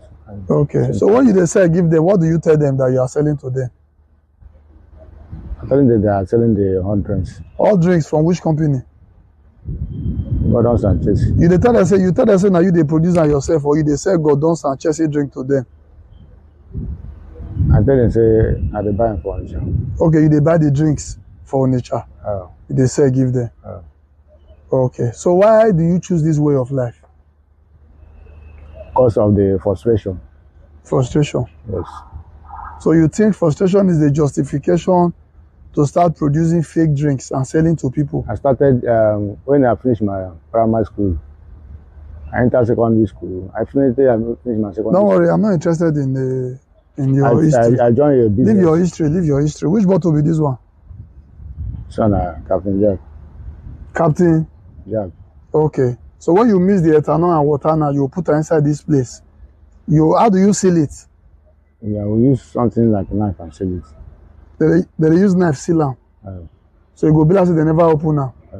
Okay. So the empty bottles where they buy include Captain Jack, Chelsea. Yes.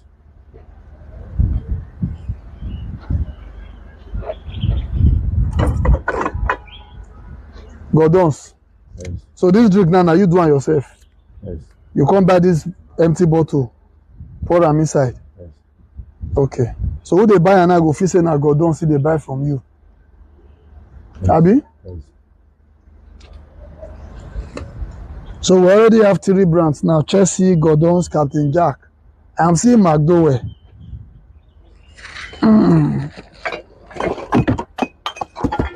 So how do you do this one now? Now see ethanol water there. And flavor. And flavor. Okay. So this one now you do am. Yes. You now sealed it and you sell to people as McDowell.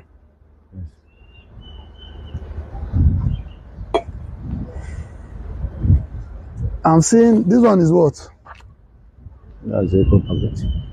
Okay, you see they do snap, join. Yeah, Where the empty bottles of this one? See there. Where? Okay. So even this one, you buy the empty bottles too. Okay, you buy the empty bottles, you put the ethanol and water inside, seal them, put them for carton, and people would think that they are buying ego shinap from you. Abi? Is that how you do it? Okay. Now that you have been arrested, how do you feel? How long have you been into this business? How long you know they do this business? I do this business more than 5 years. You have been into it for the past 5 years. And I'm tired for the business. The business don't tire you. You don't tire you because they arrest you, or you don't tire you because of the things that I see inside there. Okay, so this one, which one? What's this? That's the filter. The filter. Okay, wait till the producer. Okay. So you see how dirty what you are using to produce this one is the one people. that can dump. They are not using this one. Okay, they are no longer using this one. Where the neat one dey? I don't know whether they do it. Okay. Because if things spoil, keep it and buy new one.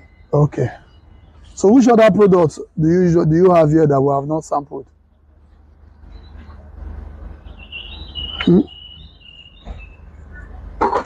Okay.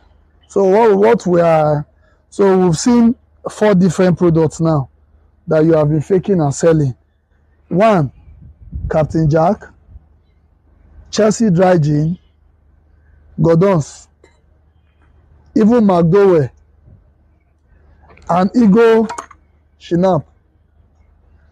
It is well. So from what he has said so far, he said he usually goes to Nature where he buy these empty bottles alongside their label, repackage it, seal it, and make people believe that he's selling to them the original drinks. This is why we have to be very, very careful where we buy things and who we buy them from. Thank you, officer. Even though the guy is an asshole on Twitter, that's a very good one. And for the legal reasons, right? I prefer not showing his face. I know you would prefer to see his face, right? But for legal reasons, it's always ideal that way. In fact, interrogating him on camera and showing it to us, it's a Nigerian thing. Okay. So it is not normal.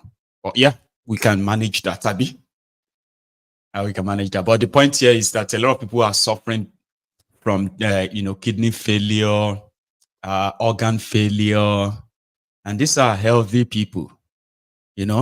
Some of you have had maybe family members that have never been sick before, ever. Right? They have all their life, full of life ahead of them. They are healthy, but suddenly something just happened. They have kidney problem. They are not heavy drinkers. They are not heavy smokers. But suddenly they have a problem internally because they've had to share drinks on few occasions that has destroyed their organs from inside. A lot of us are victims of this, and there is no good medical care to tell us early enough.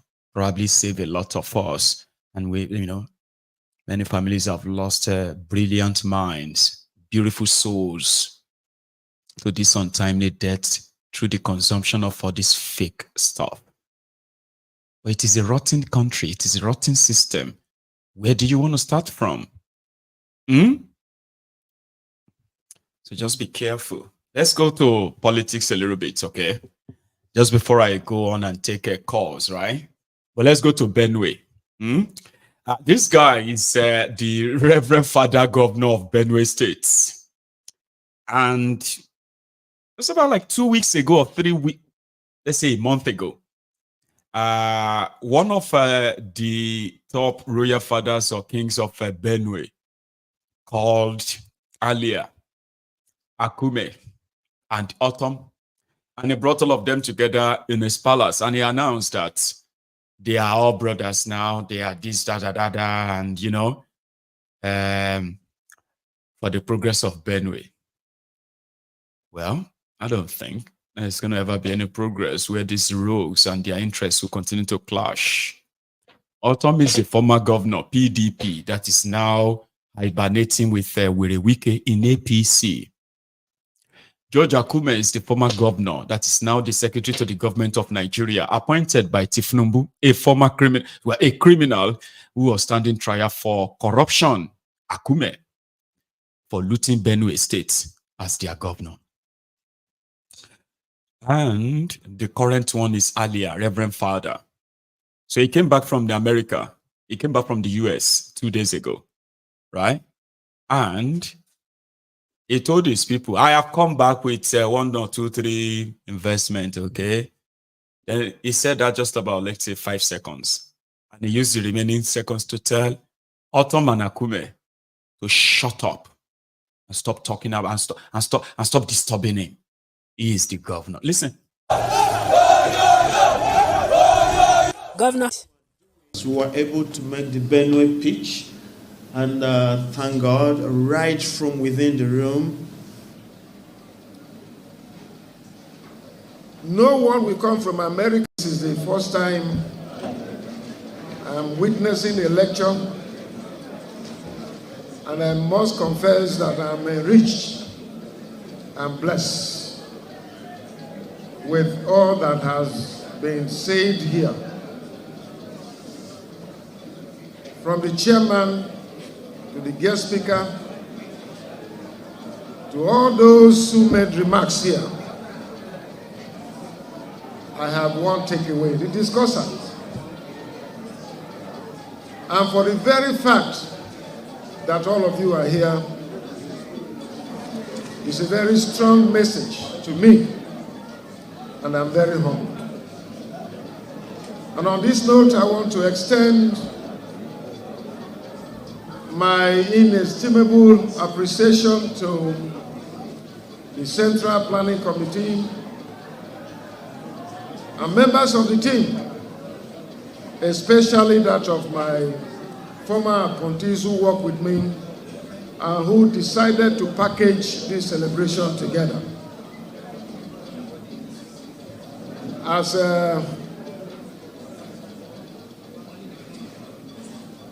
our learned old women in the village, we always say, I was taken unaware. I wasn't prepared for a celebration at 63.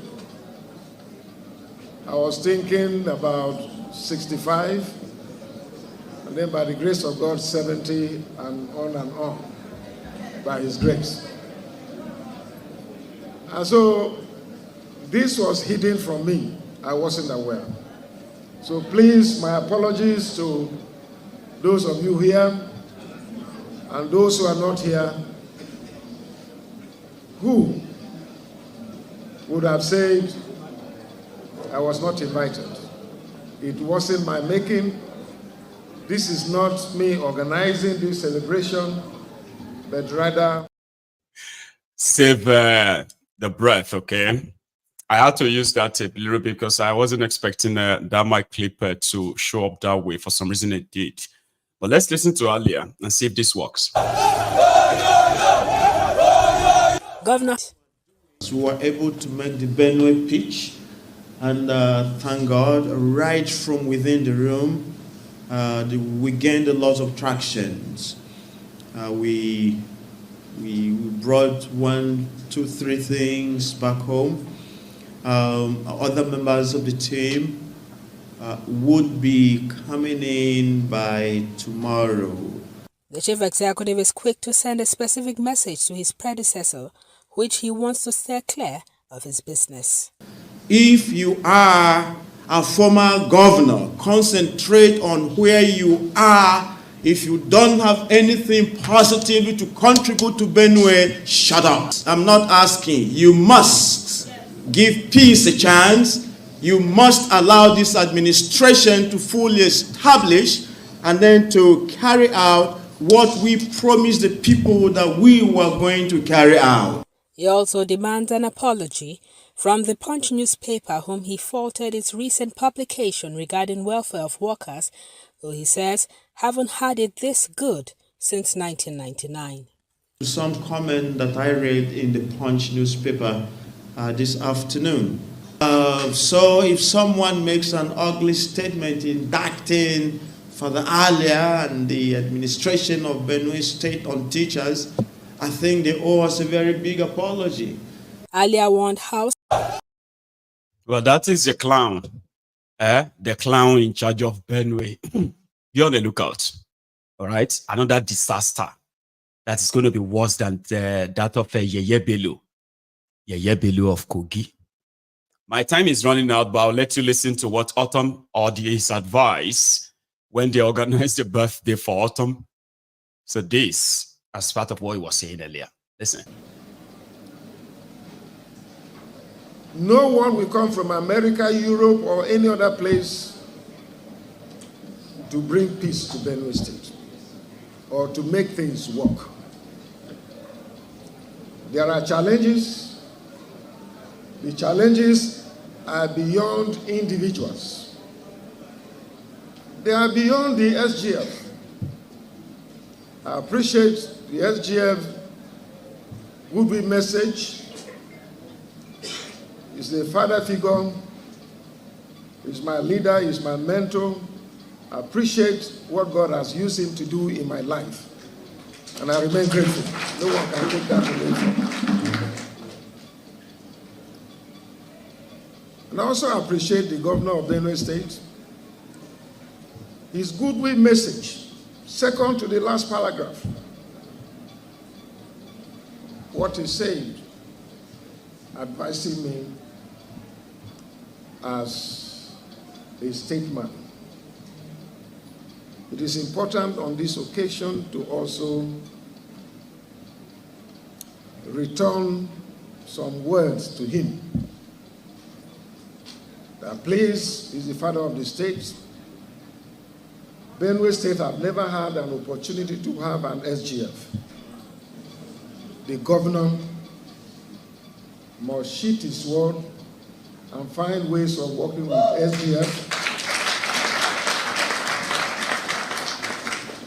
so that all of us can enjoy the dividends of having an SGF and having a governor in Benue State. Anybody who is advising him to work against SGF is not being sincere for the interests of the state. I want to, once again, I've told him before, we are all his subjects, we are available. Elections were for nuisance, Lily. Without wasting much of your time, still on politics, it's the same thing also from Rivers State. Another one who says, I am not going to govern Rivers State on my knees, referring to the godfather, Wirewike. That one said, shut up. That was what Alia said. But for Fubara, I am not going to rule on my knees, which means I no degree for anybody from this political front, yeah?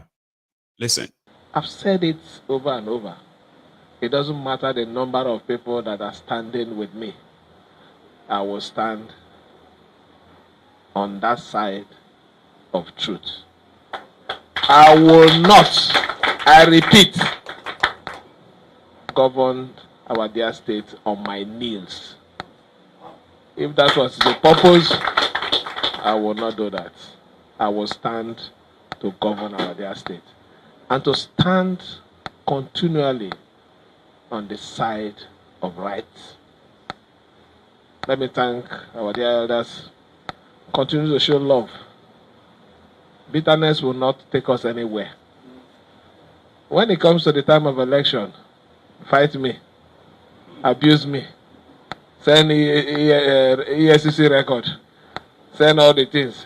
But when elections are over, what we need is to work together for the advancement of our state. It's the only way we can bring Rivers State close to what people say or what we are supposed to be like Lagos. But politics with bitterness will not take us anywhere. So I want to thank you that at this stage, we have a few of you who understand that Rivers State belongs to every one of us. And we must fight together to sustain the soul of this state. Let me thank you again. Wish you the best. The best is a big word. A lot of things are inside the best. You can digest it in so many ways. Let me also thank my host for even allowing me to enter his house. He might decide not to even receive me, considering where I'm coming from.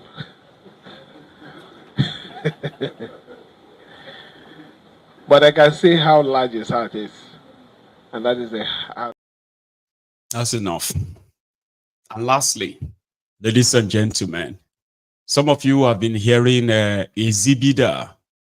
What's that his name again? Onofunuga.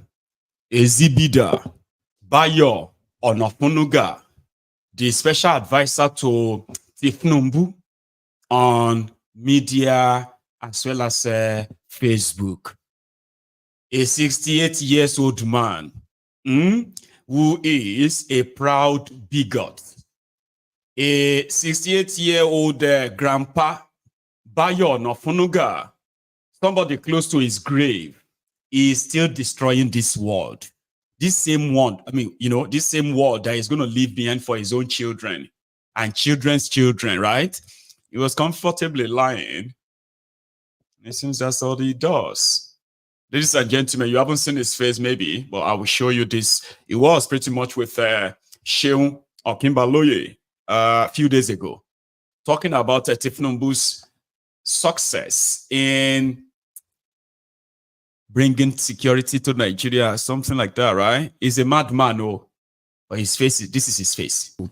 Where you're making an analysis about how safe Nigeria is, you describe Nigeria as safest place to live in, one of the safest places to live in the world. There are those who ask, where is Mr. Bayo Ononuga getting his statistics from, considering some of the kidnap numbers, some of the violent crime and criminal activities that we have seen, at least in the last few months of President Tinubu's government. Have you reconsidered that statement saying that Nigeria is the safest place in the world? Well, we are here today now in this studio. Don't we feel safe? When we talk about kidnapping, all this banditry, they are happening in very small corners of Nigeria. Even I was in Kaduna State last week. We felt safe in Kaduna. We didn't have any problem with banditry or terrorism or anything. We were in Kano. There was no problem in Kano. We were in Jigawa State. No problem in Jigawa State. You see, sometimes we exaggerate some of these things.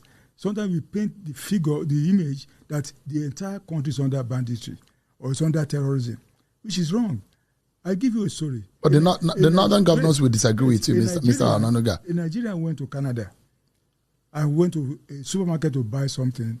I was telling the cashier that to make it that she's trying to, a woman, that she's trying to cash a plane back to Nigeria. And the woman said, you are going back to Nigeria? That horrible place where they are killing people, where they are saying, no, going back to Nigeria. There's something wrong with Nigeria. Because the image, even our media, the image we portray is that all parts of Nigeria is under the bondage or under bandits. It is not true.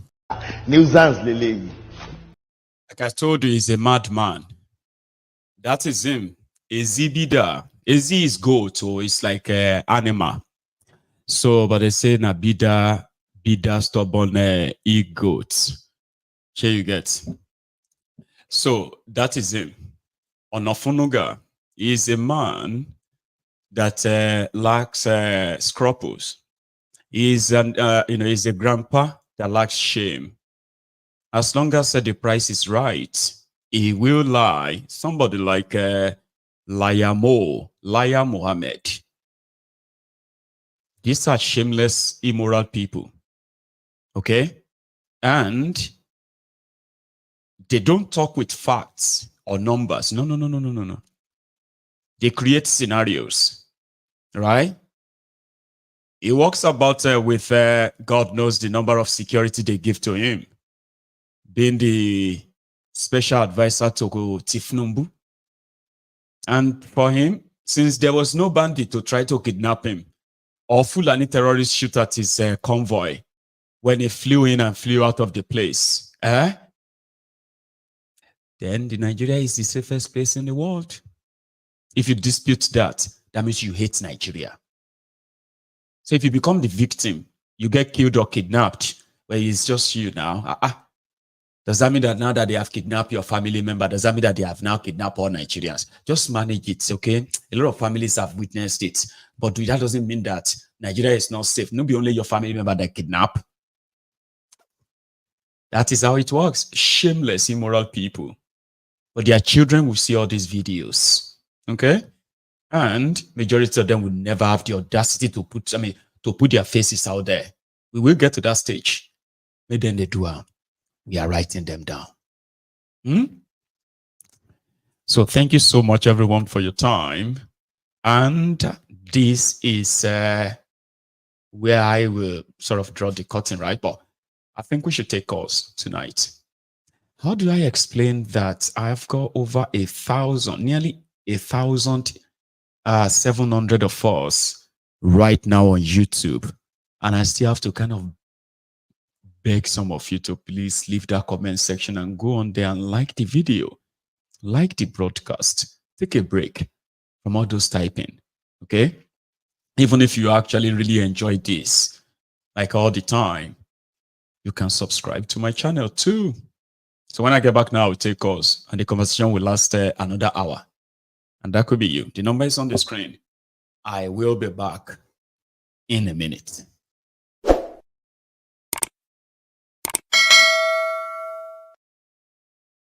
Àtisebo, àtisete, àti ń parọ́ tipẹ́, àtisete, tìtó òdìmú òdodo òsì mọ́, àtisete, kágbádé fáláre, àtisete, kágbẹ̀bí fáláre, àtisete, adájọ́ ń parọ́ torí owó, àtisete.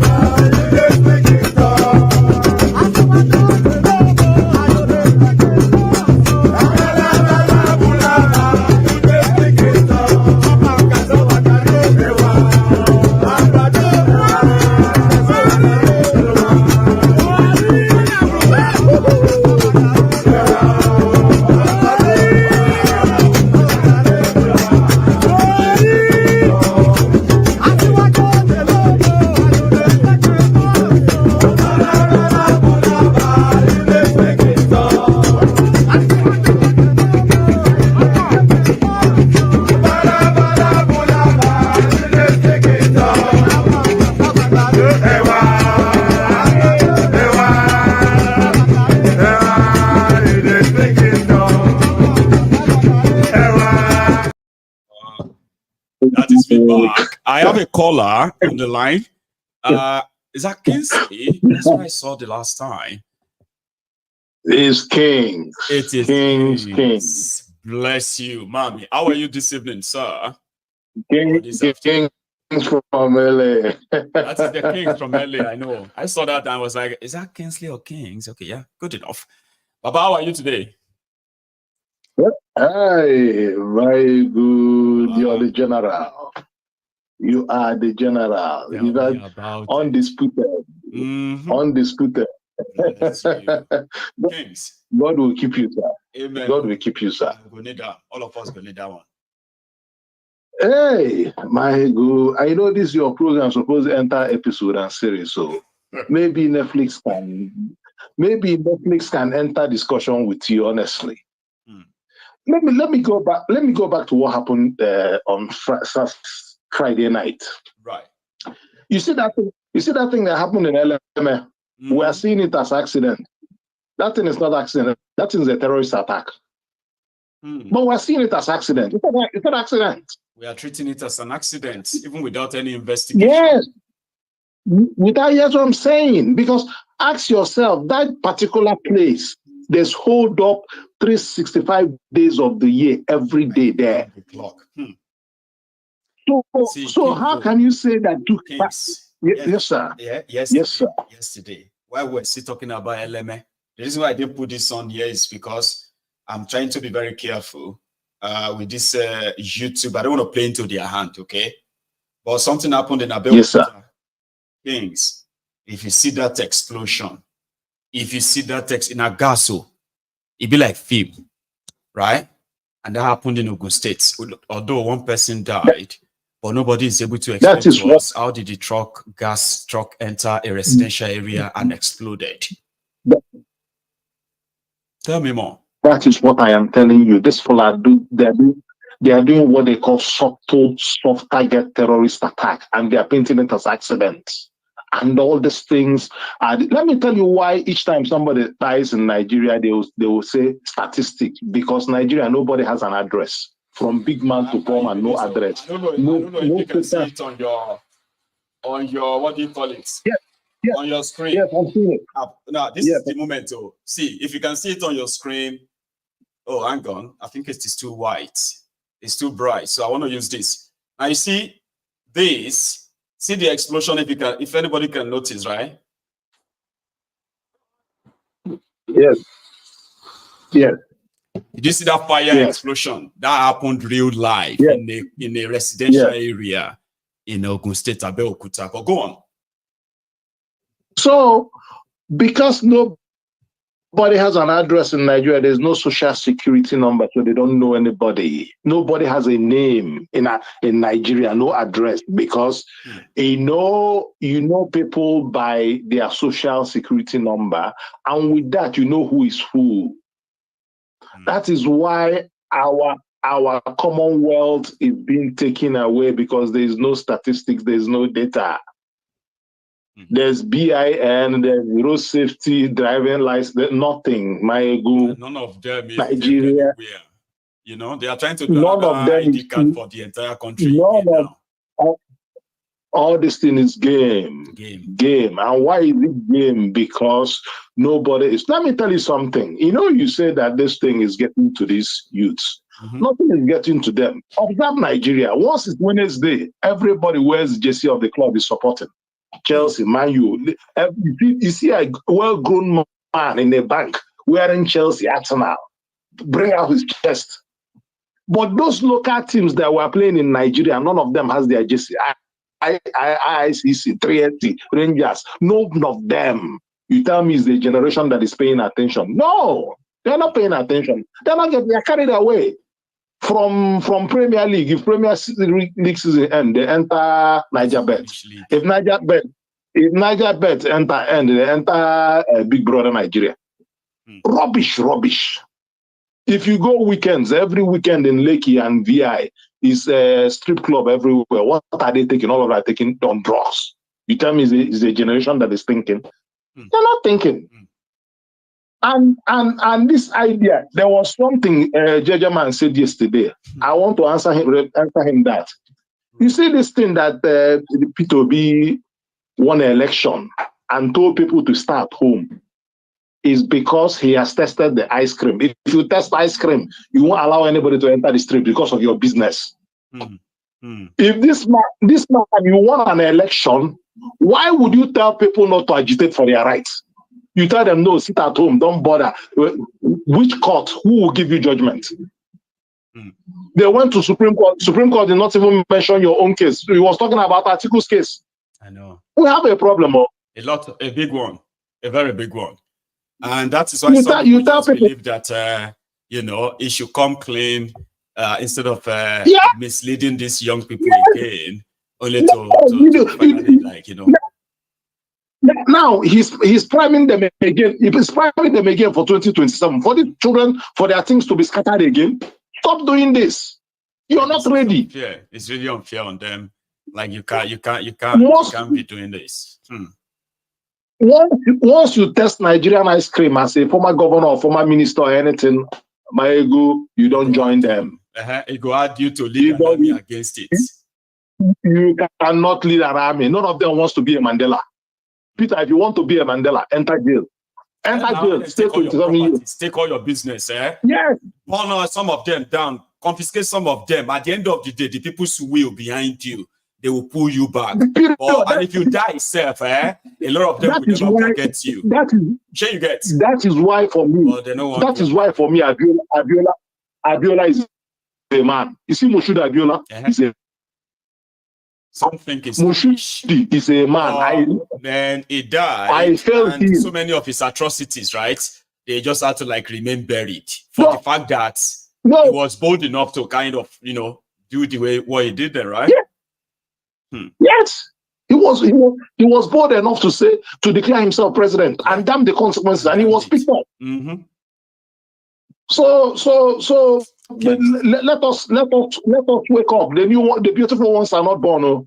Make everybody pay attention. Let us. So who will come be there if the beautiful ones are not yet born? So all of us now what? Now the prototype. Maiyegun, if we want to do this thing, you don't see what is happening in the Middle East. You know, see what Hamas they do. If you know, if you know do what in the go shock white boy no go respect you. Period. Kings. If you must do what will shock white boy, make white boy respect you. Period. They don't have respect for us. They don't see us finish. They see us where they do comedy. Where they do always laugh. Where they always enjoy. That's what they do. I know. Thank you so much for that. Right? Ma, take another one. Go on. Thank you. Go ahead. All right. So you have a good one there, Kings. That's my friend Kings from Medley, and he's our first caller tonight. Okay. So indeed, right? I said something similar too, right? Nobody's coming to fight for anybody. You should be bold enough to say you want to fight for yourself, because victory is not really sweet if you don't work for it. You know that, and that is why it could be easier for a lot of you to have the energy to fight those who are fighting the oppressors that are oppressing you and all of us. So you beat or fight those who are standing up against them. It is because some of you don't know that for you to really have liberty and freedom, it is collective. It is individual first, then it is collective in the long run. You have to work for it. You have to bleed for it. You have to sweat for it. You are not going to sit down there and cry and then look for somebody to come and rescue you. Anyone attempting to say they want to rescue you while you are so weak there, incapacitated or whatever you, right? Anyone planning or promising to come and rescue you is actually rescuing you from your oppressor, this oppressor, so that you can continue with the oppression. Have you not noticed? If you're not willing to rescue yourself or fight, you will die a coward. I have a caller. This is, my caller. I got to. Number one, your number is showing unknown. I hope you are a friend. Hello. Hello. Hello. Can you hear me? Hello. Hello. You are on to MaiyegunSDiary Politico. If this is what you are attempting to call, that is you already connected. Can you still hear me? No? Okay. So, please, sometimes people may not know, okay? Don't call me with unknown number. When you call me with unknown number, my first impression is to say, are you hiding something? Then I will ask you, are you a friend or foe? So that I can prepare with now I could take receive you. Sure, you do that kind of thing, right? So don't call with unknown number. You know, your number is safe with me, but I want to know who is talking to me possibly. But here is another caller, by the way. Hello. Hello. Hello, ma'am. Hello, Mr. Maiyegun. Sorry, I saw something like a Victoria. See, is this a Miss Yes. Mrs. a lady or? Yes, it is a lady. I just don't want to kind of like, you know, how are you doing, ma'am? I'm okay. I have nothing to say, just to appreciate you for all you are doing. I'm one of the silent watcher. I just sent an email, but I think you have a lot of things doing. Just to thank you. I don't know what to say. I have an Thanks idea a who is lot. talking. But go on, I ma'am. appreciate you. Keep the good work. Thank you, and say hello to your family. Have a nice evening. Bye-bye. And you too, ma'am. Thank you so much. I love that. That's brief and concise. I think I know who that was. Because when you mentioned email, that you sent me email, that now rings bell. Well, thank you so much, ma'am. Okay. As one of the silent watchers, the silent viewers, and those who are the rock base of Maiyegun. You see, those who watches me and so quiet, right? They do not really comment. They do not really, they do not really comment.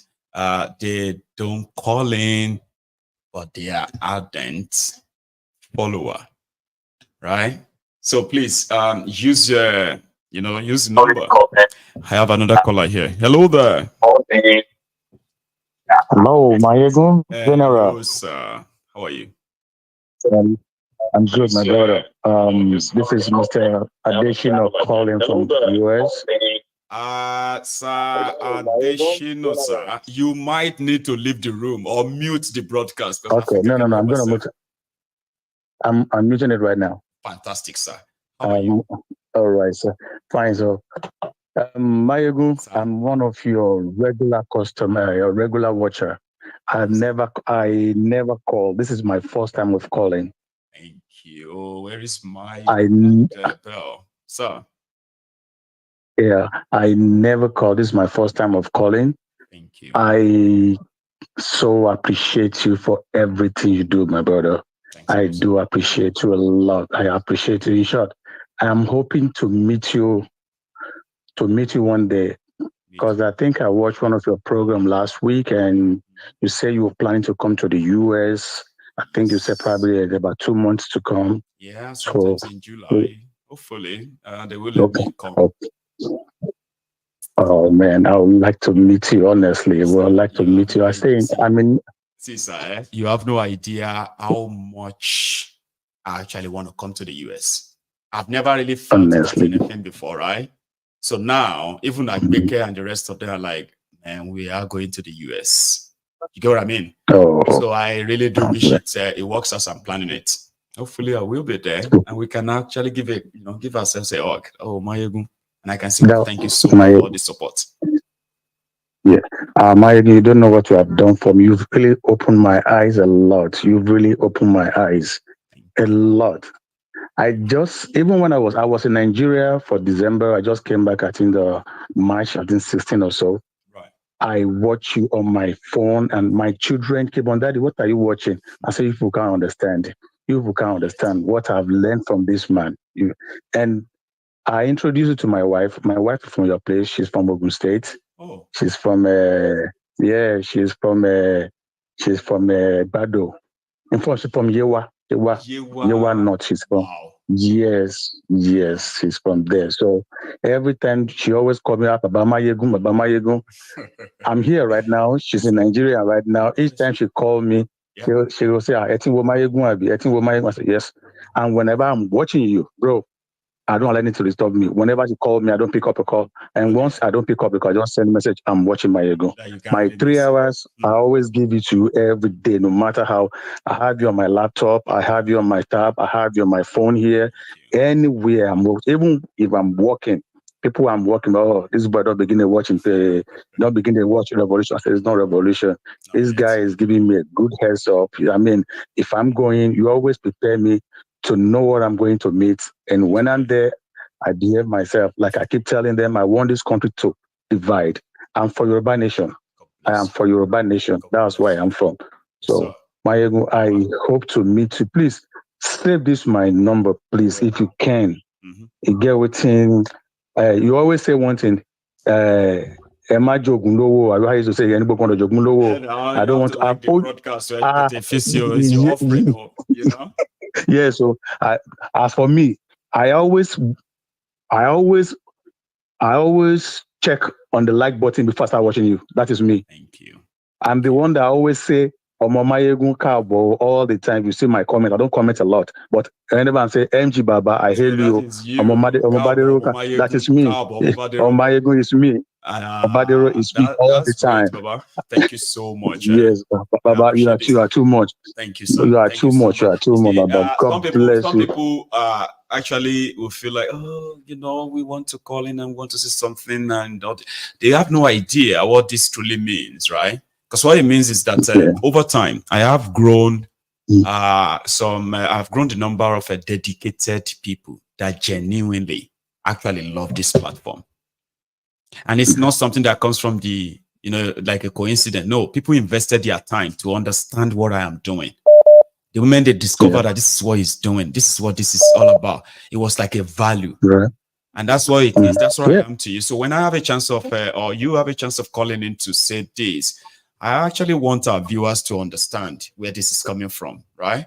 And I do appreciate it. I do every bit of it because I could feel it. Yes. You know, I do tell people, I said, I happen to be one of, you know, I happen to be one of the most blessed and one of the luckiest. Maiyegun, you don't. Oh, your bag was saying, oh, le mo yare to lo oh, le mo yare to. Maiyegun, Otobio. Otobi Ọlọ́run wà lẹ́yìn ẹ̀, Otobi gidi gan. I know. Thank you. Let me tell you this. Yes, sir. The people that you know that call you on a regular, they're not even up to 5% of people that watches you. I'm telling you this. Go and mark it down. I know. Maiyegun. Even when I was in Nigeria, people will know you plenty, but they don't call. But they can't do without me watching you. I even told my wife, look, I said, look, if you can't watch Maiyegun, you download this thing, watch it later. And she has been doing that. You know, I even told my son, so Maiyegun, you are too much. You are too much. Please, say this my number. Please, I don't owe Moti Jogunloku repete mo de fe son Ọlọ́run mi ni poro. Maiyegun mi ni poro. Ati be 3 years ago. I was trying. I don't know if there was one time I sent. I'm not used to PayPal because in America here, I do not take and do business one time. No favor me, and they say sometimes they are not too plain like that. You know. So that is why I like complicated, complicated. So I don't want it because I do business. I don't want anything to spoil into my account. I know because I send money back home all the time. I know this country, when you send money to a certain level, they keep on watching you. You don't know. So they will flag you. I don't want all those kind of things. So I prefer to send money to someone's account. So what I do is I send money to my people account in Nigeria. Then they send to all those people that you always help. So so I don't owe a lot, so I want to pay back to back. All those time you and princess are going to Ibadan, go to here, go to all those things. I want to pay back to back. Please, please say this my number. Please, sir. Probably I'll just say hello, hi, so I will come back to it, sir. God will help me bless I would you, like sir. that. Please just send me hi right now, so I'll just keep on. I'll do that, sir. I'll do that. So, and thank you so much.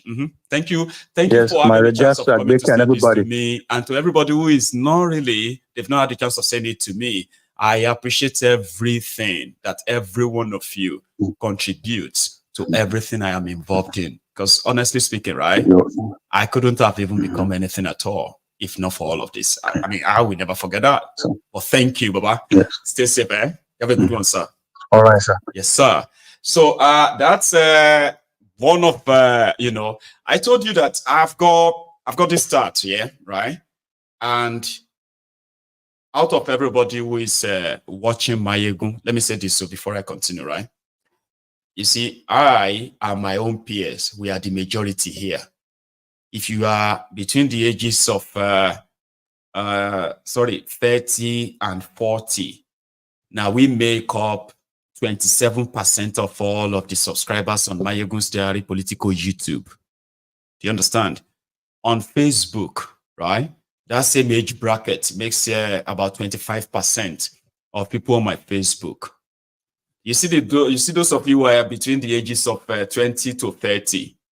You only make about 18% of the people on MaiyegunsDiary Politico. Now let me shock you.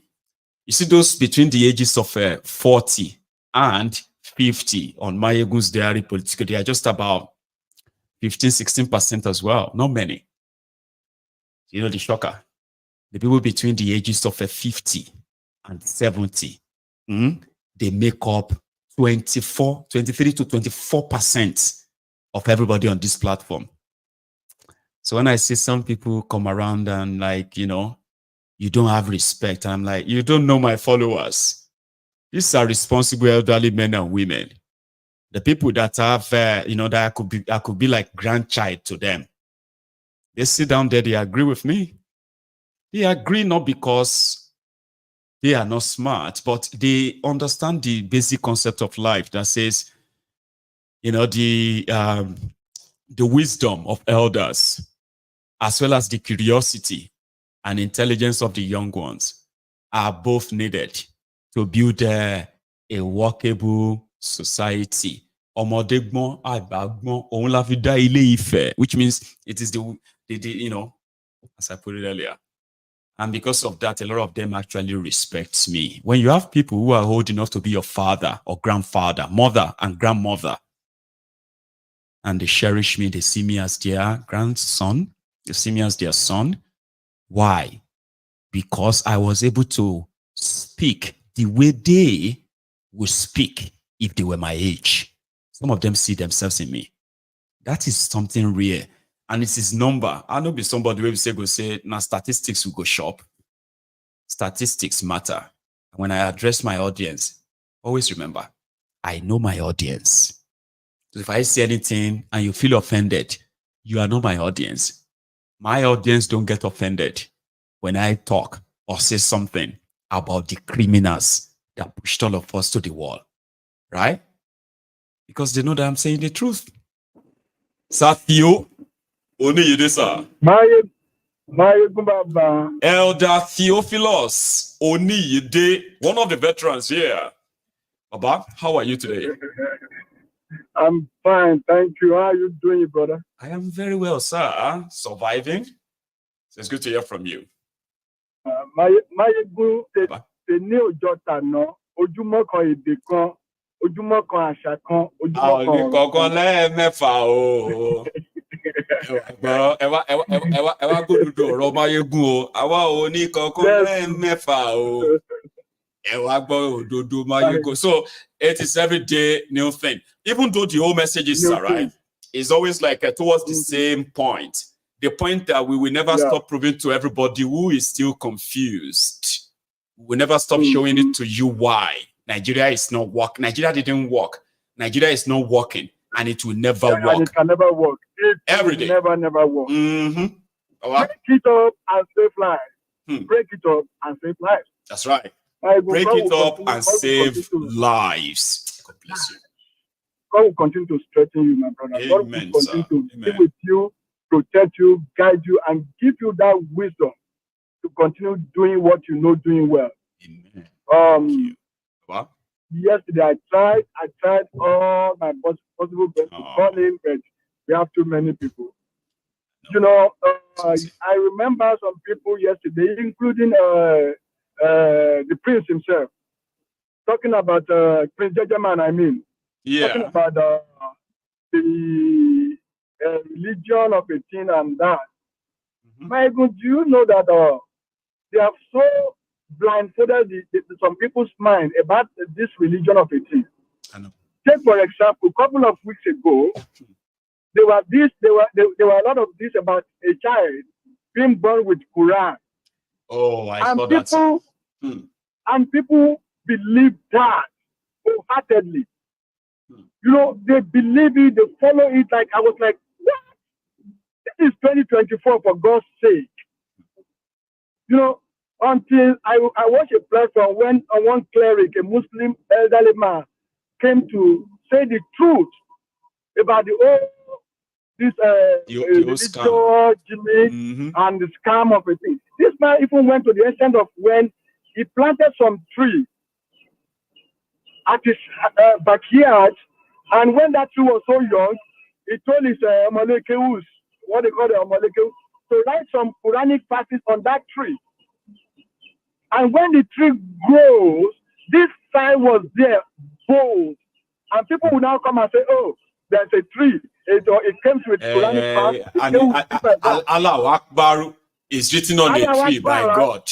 And you will be like, oh, it's Allah Akbar. I mean, at this age and time, people will still believe that. There was a time they came with one cockroach, a cockroach, saying Allah, Allah Akbar, and people got that, believing that. The cockroach is screaming Allah Akbar. You dare not say it's not true. You dare not say it's not true. They will say you hate Islam. It's a blasphemy. They can arrange to kill you. And they will come and tell you this. The mother of that child was even a Christian. You see this divide and rule situation. It's all propaganda to spread their religion and the lies. And I look at people still believing these scams, this lies about religion, and man, it baffles me a lot. Look at this autumn of 18. Do you know that Maiyegun, sometimes last week, I was with one of my officers here in Texas, and I was sending about 16 officers to somewhere they would drive 12 hours from Houston, Texas to Amarillo, Texas. And we get talking when I was having briefing. This guy was from Benue State. Oh. And he was in the military. He rose to the rank of a captain in the army. When we start talking, man, I couldn't believe what this guy was saying about autumn. He was, he said he knows everything. That they will come, and that autumn is even worse than some of these Wike and the rest. That autumn was part of killings. Are you sure what you said? He said, sir, I'm from there. I am a captain in the military. Wow. And I know in and out of that Benue. I'm from there, and I know everything. There's nothing they would tell me that I don't know. I was listening to this guy, and I was dumbfounded, Maiyegun. I couldn't believe everything. He's not lying. This is autumn. He's not lying. He's not lying. He's not. Because I got a time whereby Yima, I don't know if Yima is watching. So Yima will help me. Okay, Yima is a Tiffy from Benue as well. Knows autumn as well. Very well. In fact, to Yima, right? Autumn is a total disappointment. Okay. You see, there is this guy who surrendered. They later killed the guy. The guy surrendered. I promised them that I was going to hand over his gun. Ghana, you remember him? Yeah. I remember him. I remember. You know that Ghana was Autumn's gun boy. When Autumn wants to be governor, most of the guns and weapons that Ghana kind of possess, they were bought for him by Autumn. And that was why when he started kidnapping and killing and all that, and they declared him wanted. So he now said, he reached out to Autumn that he was ready to surrender. He was ready to cooperate and embrace amnesty. So Autumn now made an arrangement. Meanwhile, his boys, they've killed soldiers, they've killed police in the course of their wahala, right? So Autumn now made an arrangement of an handover ceremony so that they will say Ghana has accepted amnesty. Because Autumn said he's going to give amnesty to some of them. So the day Ghana was going to meet them at this point where Autumn has arranged. So Autumn was to grab him and take him to the military to say, see, we have settled. Meanwhile, he will now lead the military to the point of handover where all their weapons, all his boys, everybody will say, we embrace peace. But surprisingly, miscommunication. while his own boys were moving their weapons to the place they will meet with the governor and the military later, Ghana was moving to go and meet Autumn. On his way, the military hijacked him. They shot and killed him, like execution style. They've been looking for him. So around that time, Autumn just put up a face and decided to just go ahead with the amnesty for Ghana's boys. Some of them have heard that Ghana has been killed. They just scattered. Autumn is more evil. But again, they are the evil allowed in that contraption when you start picking them one by one. No lie, sir. That person didn't lie to you. At least I know about that. Man, it's terrible. It's terrible. Maiyegun, I would love all the people in the Temple of Truth. Yes, sir. To go and watch this movie on Netflix, War. Right. WAR. If they have time, they should. I watched that movie a while ago. I was like, so this is exactly what is going on in that country. Right. It's a terrible situation. On Netflix, yeah? War. On Netflix, War. Branch. War. Elder. Yeah. Elder Theo. Thank you, Maiyegun. God bless you, sir. Thank you so much, okay? You have a good one, sir. You too, my regards to the family. There we are, and to yours too. Thank you. So thank you so much, everyone. We still do have another half an hour, by the way, and I think we should use it. Okay. So please, the line is still very much opened, and you can be speaking to me just right next now. But please do go on and pay your offering, like the broadcast, and share it. By the way, right, I have more news for us. So, if everything goes according to plan, I will be possibly, launching that the Temple of Truth podcast. I'm talking about bringing someone who is going to be very much controversial, a very popular mind, somebody you know, somebody that you will love to be the maiden edition, the first broadcast, the first podcast from this temple, discussing controversial topics that could actually help trigger a lot of further conversation around it. And if everything goes well, I should be having him here in this studio on Friday and Saturday. I just thought you should know, but I'll keep it to myself, keep it to my chest. So I have a caller. Hello there. Hello, Maiyegun. Irumole. Abo. Hello. Were you trying to call my direct phone, Lale? No. No, okay, better. Because I was seeing somebody trying to call me this while I'm seated here, and I'm like, who is calling my direct number? That's so rare. Irumole. You are part of this tonight, and yeah, please. Good evening, Maiyegun. How are you? Adeo, Baba. Ade. How is Agbeke and my children? How are they? Everybody is fine. Thank First, help me. I always appreciate Agbeke for giving you the opportunity and chance to be coming online, both in the daytime and in the evening time. It's not that easy. She doesn't seem to have any choice anymore anyway. You know that. Yeah, but everybody doesn't even have I always pray to God. Well, we should be grateful. I'm a person like you. I don't go to church. I don't go to mosque. But I believe there is God, sharp. As people always say. So your sister here, she always say you don't go to church, you don't go to mosque, but things are working for you. It's only God knows what type of head you bring to this world. Where people will be struggling for things, you don't struggle. You say, now you sabi, that's not your own problem. And now they go, make they pray for us, we know they go. Abi? At least because we don't do they pray, we know they do religion, but we will never deny the fact that there are so many people praying for us. I won't deny. Yeah, because to me, for me, even for Nigeria, to pray my brother, they really show me pastors. They want go far. I think it's about feeling the void. Yeah. You know, something. So people, you see, sometimes they took advantage of us, unfortunately. But I don't want to kind of always blame myself for possibly being part of that for some time, okay? Because I believe that a lot of us, at a certain time in our lives, we could feel lost, okay? There's a void in us. Somehow we needed people to fill them. We can choose spiritual, others choose something else.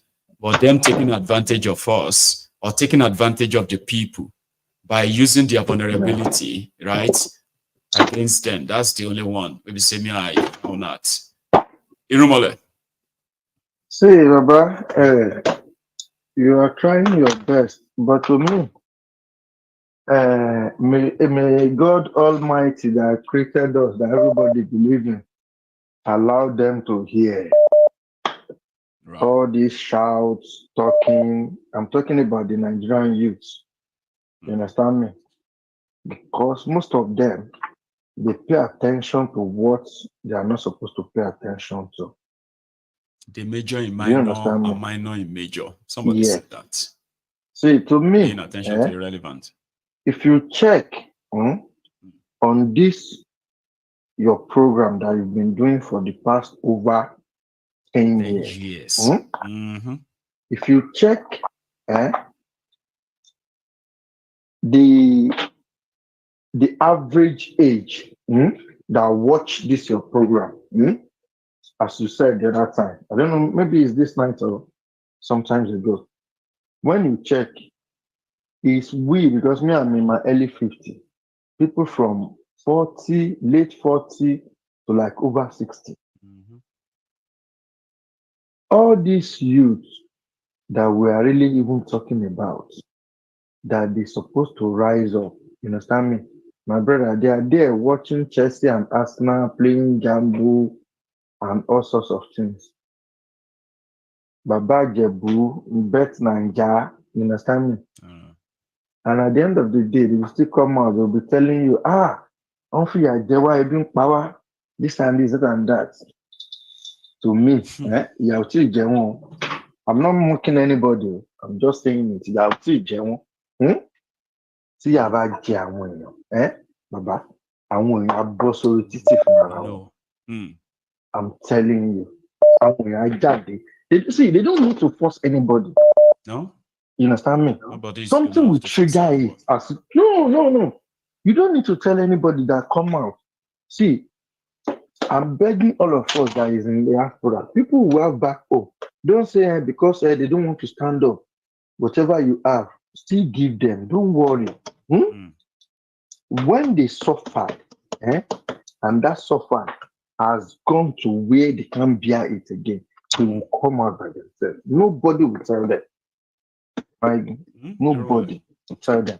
I tried to call him. You're welcome. I tried to call you some 3 days ago. Sorry, the last one. When this one guy was talking about the Chinese people.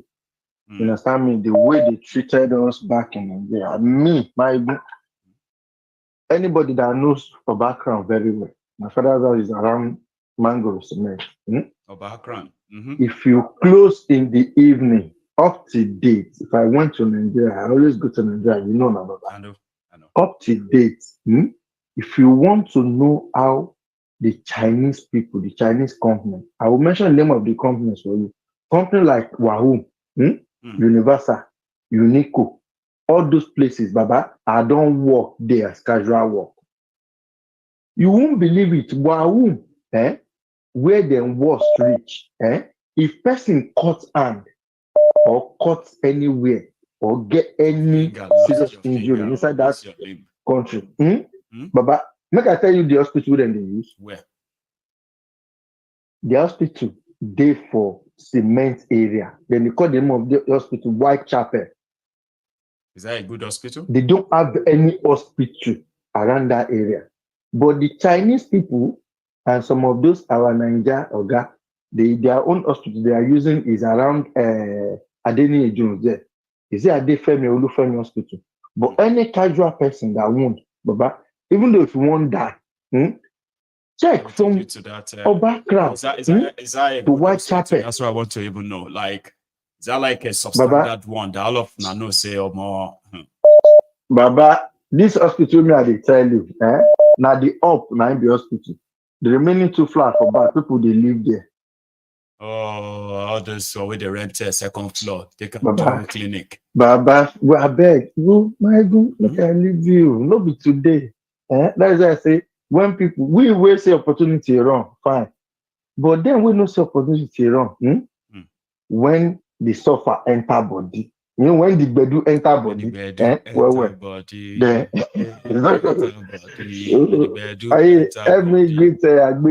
everybody, so much, good night. God bless you, sir. You see, one thing about the platform is about people sharing their own personal experiences. Because, you know, you have to have something that is relatable before you can understand MaiyegunSdiary Politico. If you're not from our world, most of what we say on this platform is they're gonna be sounding to you like, is that even possible? Because you can relate. You have to be able to relate.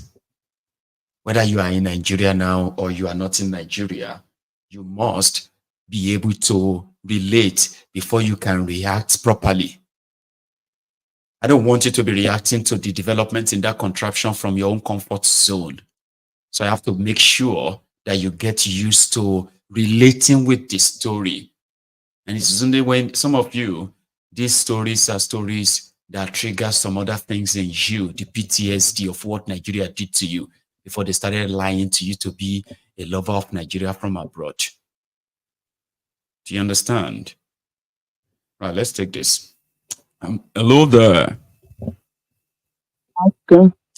Ma'am. How are you? I am very well, ma'am. How are you? Yeah, I'm fine. This is Bimbo from Texas. That's our lady, Lady Bimbola. Yeah. Thank you so much, Yeah. ma'am. Please. Yeah, I tried calling you yesterday. I was so busy. I know. It's always. Yeah. Now, I wanted to make a comment on, you said US released the report of the election. They did. Right. And he said they are hypocrite, right? One thing Nigerians don't understand is these foreign countries, they are not going to inject themselves into your politics unless they know that it's going to affect their interest. That's right. So Nigerians, we want people to come and fight our battles for us. We want to sit back and watch other people come and fight it. And bleed for us. And yeah, it's not the way it works. So that they can see the lady. So that they can see that. Yeah. This one cannot even fight. Look at him. This one is fighting for us. Look at the way. Look at who is fighting for this one. This one will fight for us. No, I don't like this one. Exactly. Let's check that other one. But meanwhile, they are the real victims, right? Who are not really willing to lift a limb. Nobody is going to fight for anybody. Yeah, exactly. Yeah, nobody's going to fight for you. When the people rise up, yeah, we can fight together. We can fight together. When you start you want to sit down and expect somebody to do it, right? You can. You have to start it. You have to start it. You have to. When apartheid, the South Africans were the people that were fighting apartheid for a long time before the world came into it. We can't just sit back. Okay, we say, okay, Obi didn't call them to ask for their mandate. My question is, all that agitation for a change, all that effort that you all made to get your PVC and vote and all of that, was it just for Obi? Or you want to change the country? You want to change the status quo? Well, that's a very good question. If that was the case, that's a very good question. When people turn around and say, why did Obi not, tell them to come out? And that's a very good question. When you are doing all of this, were you doing it for Obi or you are doing it through Obi for yourselves? Yes, through Obi for yourself. And when the Supreme Court did you dirty, that's the time you need to stand up and say, no, we're not going to take this. We're going to take our mandate. We don't care if if we have to glow it up, and by the time you start protesting, then we all come to the table. Yeah, they will be calling. The problem with us in Nigeria, because they will be calling him to come and talk to you, and he will tell them, "Yeah, I do not control them. I do exactly." But it's unfortunate they missed it. Yeah. Well, we want leaders, but we want the leaders to go solely and fight the battle while we are cheering him on. A lot of us don't want to be physically involved. We don't want to sacrifice anything because we are cowards. Okay, that's who we are. Can we completely say it's because we are coward, or it is coming from the back end of when people bleed or die in a struggle they believe is to better their lot, only for the beneficiaries to corner the entire largesse to themselves and their family members? Isn't that like a put off that make people feel like, no, I'm not going to go there because it's only for them and their family? Can we ignore that totally at all? Like, but if you don't personalize it, like, right, I'm fighting this for my children to come. I don't want this to continue, not because of you now, because of the generation that's coming after you. Until we realize that, because in this battle, one thing we should understand is we sat back, we allowed these people to make politics so lucrative. They have so made public office a gold mine. And now you think that you're going to make them dismantle that by dialogue. It's not going to happen. No. You will try. And you guys told you yes. Because the meant you go, don't miss. Oh, you when a minister, I mean a senator in Nigeria is making 30 million or something. That's the monthly. You need to update that, my lady, right? What's your update and see? What's the shift? 47 million now. Okay. Okay. Now that is salary. Yeah. It doesn't include other allowances and everything. No. So if this person don't even steal anything, if it's just the official money alone, it should be fine. And then you wonder why somebody is killing 5 people to remain in office. We wonder somebody is killing somebody for power. Can't you see why? Yes. It is sitting on a gold mine. You're not going to take it from him without a fight. No. That's it. No. It's not going to happen. So, and my main thing is actually about Nnamdi Kanu. I mean, if the lawyers can advise this guy, look, whatever he needs to do to get out of that place, if he has to, agree with them that he's going to drop this struggle, just for the man to get out of the place, go and take care of his health. One in Yorubani, Mojamosa, I know.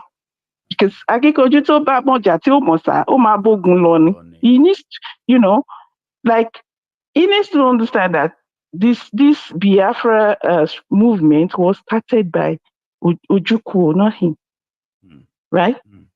And at a point, the man had to drop it because he realized that his people, the people that he was fighting for, are not ready.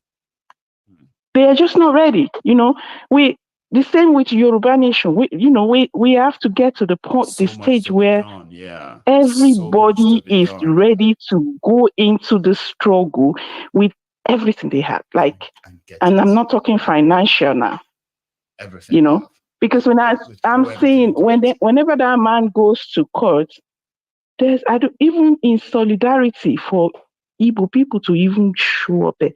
I mean, even if just the streets that the whatever Black Maria or the car is going to take him to the court, if he sees people standing there in solidarity, just standing, at least he will feel, like stronger, like, okay, I'm fighting a good cause. But it seemed like, to me, it seemed just alone. Okay. They said the man is a citizen of Britain, or I don't know how far that is true. Okay. What effort have they made through even the house in Britain, the politicians in Jesus, to get this man? It is like, let me hey, quickly add few things, Bam, right? Before on that topic. Yeah. Okay, let me add few things. You see, the mind of revolutionaries or freedom fighters, I think they prefer to be called that. Okay, and they are so different, ma'am. There are fake ones, right? Who are not really prepared for the ultimate price of even dying. We see people who die, they are called freedom fighters. They are usually called mad people. You know what I mean? Like, you have to probably like be totally like out of this world that people will have to see you as insane. Somebody, but it is not how they see it. In fact, the only reason why they believe they are still alive, or why they are alive, is a purpose for them. You get that? But you see that point you made about people not showing enough, okay, to at least prove that his fight is worth it. It's also debatable. You get that now? There are so many circumstances that makes it all complicated. For example, you mentioned Britain now. Is British. Their silence is to tell you that they are complicit. You get that now? Nigeria is not doing this without their consent or their involvement. So that then tells you the extensiveness of this. That him renouncing Biafra is not enough to give them peace. Do you get that, ma'am? Because somebody like that who don't renounce is in them. Like, you rather kill them than expect them to compromise. And that makes them like mad people. Where people will say, you mad, the people that you are even doing it for don't care. They are not doing it for the people that you are seeing. They are doing it for most of the people you don't see. That's all I can really put to it, right? So what we can then do, like you pointed out, Tuma, right? Is they say we can strategize. Strategy. Yeah, encourage people to understand that they need to do more than this for this man. When you're dealing with politicians, you have to also be crooked a little bit. Yeah. That you have to know how to play their games with them. Okay? So I think the most ideal thing is never get into their trap. You get that? Yeah. So like, don't ever when you get into their trap, get into their gallows. My dear, it's a word of mouth. No, they won't control you, but they have upper advantage because you are there. You are there.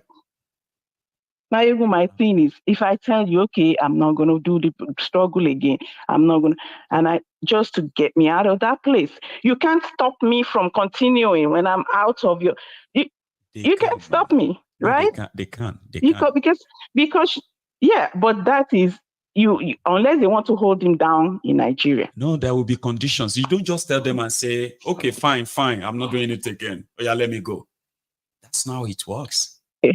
There are going to be some things. What condition are they going to get from him? Like, there are going to be some compromising things. Like what? If you talk about they will destroy really my people going free, they will destroy his image.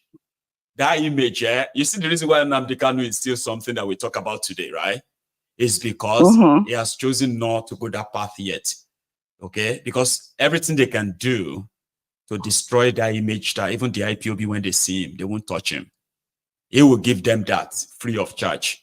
They are not just going to say, okay, he said he won't do it again, oh yeah, go. You get what I mean, ma'am? But see, I understand. Yeah. I understand your concern, by the way. Don't think I'm actually like, of trying to override. Yeah, I know. No. Of course, I know what you. Understand what you're saying. I just want you to understand more that there is always more to it than dealing with it that easy way. Go on. Yeah, but like I am looking at there are ways, even the Igbos, the influential ones that are in this government, they can actually negotiate his bail, even if they just keep him in Nigeria like they did Shore. But it won't be locked up that way, right? And that way he can have access to his medical care and all that, and he will still be there, right? So something tells me for him to still remain in that place, there are some people, there are some of his brothers and sisters that don't want him out. Yeah, everybody that is calling him and talking to him, right? They are saying the same thing you are saying right now. But he's somebody who is like, no, let them kill me. And but the people that is fighting, I don't know. Well, no, I get you. I But, don't know what to say. At the end of the day, right? At the end of the day, with the Nigeria that we know, okay, he's not killed yet, and we have people who are already sort of mocking him and mocking the struggle, right? And like you said, a living hero is probably better than a dead, fighter somehow, right? Yeah, we'll leave it at that, ma'am. And then let's keep the fingers crossed, because they don't really see things our way all the time, Yeah. But anyway, thank you, Maiyegun. Thank you for raising that, ma'am. You have a good we enjoy you every day. Yes, ma'am. You too. You have a good one. And this is supposed to be me rounding up right there. That's an interesting conversation I just had there with Lady Bimbo from Texas. He is concerned, and genuinely so. There are so many people that are so tired of this whole thing. And watching an innocent man go through that kind of hellish treatment, it is so unfair. Okay? In a contraption where murderers, terrorists, people who have carried out genocides are said to be pardoned by a crooked system. And somebody that is asking his people to come together and defend themselves against the Fulani incursion and invasion became the target of the criminal government of Nigeria. And then you are watching them do this to him. He hasn't killed anyone. He hasn't committed any crime. The only crime the only thing is done that they are criminalizing is the fact that he's asking the Biafrans to stand up and demand for Biafra, an independent Republic of Biafra, peacefully. Called his own people together and said, we need to defend our land or else we will be killed by these marauders. All this makes him a target. And the political class of Eastern Nigeria, who is behind all of this, by the way, because he saw him as a bigger threat. They hope he will never discover the kind of power he has over the people. So put him away, kill him, destroy him, whatever you can. But they are all living on a borrowed time. Okay? So I understand where Lady Bimbo is coming from, watching an innocent man who have done nothing, suffer that much. So sometimes you might just be like, okay, let me just call the mad people. Let me call that madman my husband so that at least he will let me go. But it's more complicated than that. There are many interested parties, and we have no idea all of them. Okay, interested parties in the sense that foreign hands that are pulling all these strings. Okay, but without the local hands, the foreign hands can't pull anything.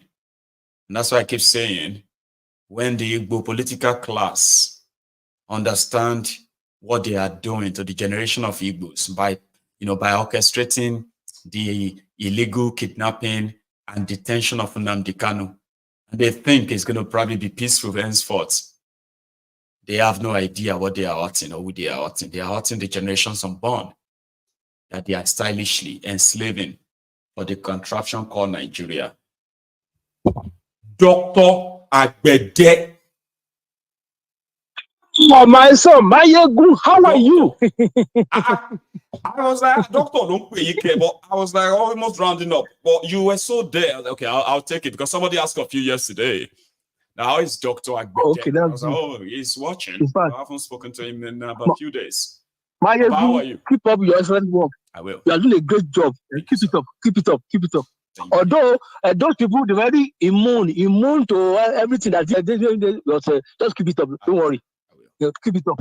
Keep it up. And don't forget, next week Sunday is my birthday.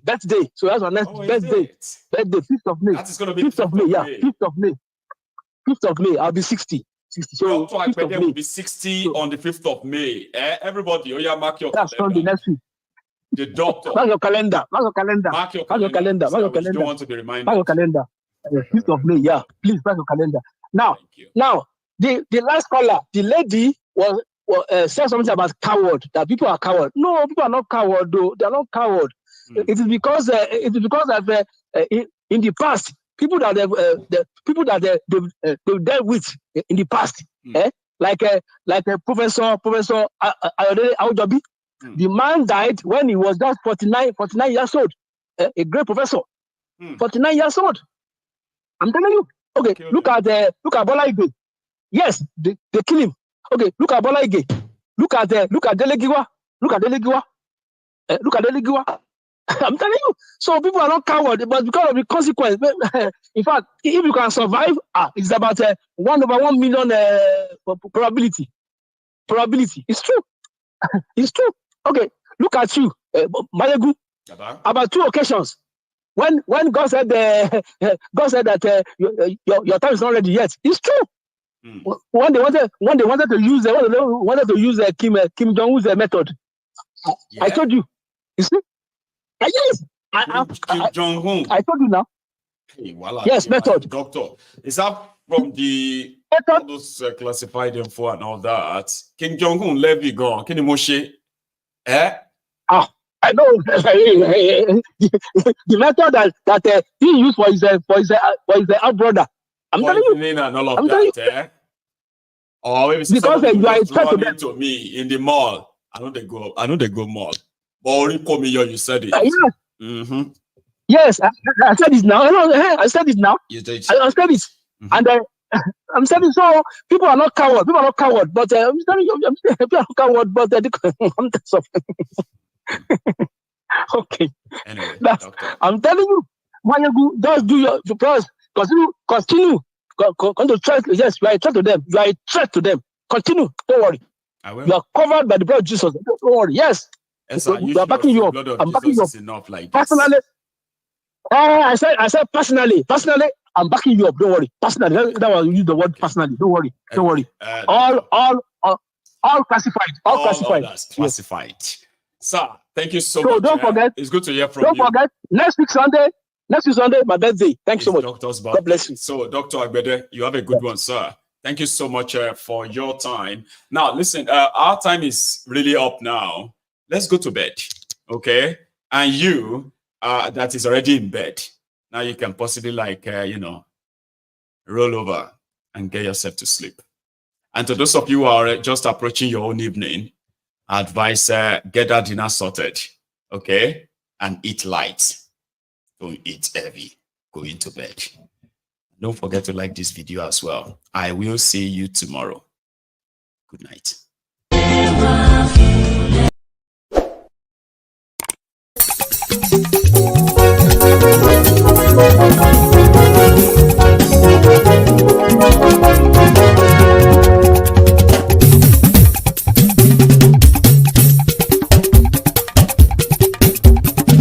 Maiyegun làwa mọ̀ làmọ̀ tó dòdòdò.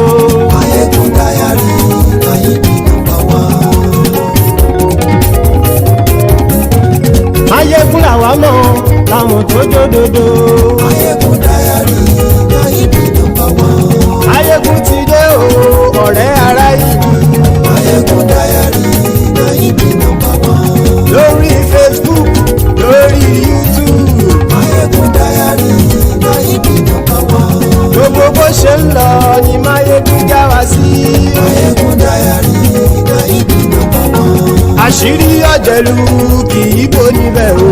Maiyegun Diary Maiyegun #1. Bó bá ṣe àní Maiyegun máa wí. Maiyegun Diary Maiyegun #1. Ó sì tún ṣe eré wàá gbọ́ níbẹ̀ o. Maiyegun Diary Maiyegun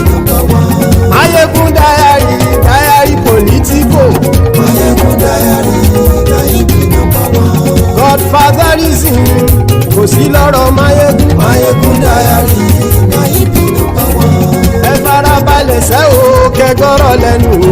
Maiyegun Diary na ibi nọ́mbà wọn. àní Maiyegun làwa mọ̀ tó dòdòdò. Maiyegun Diary na ibi nọ́mbà wọn.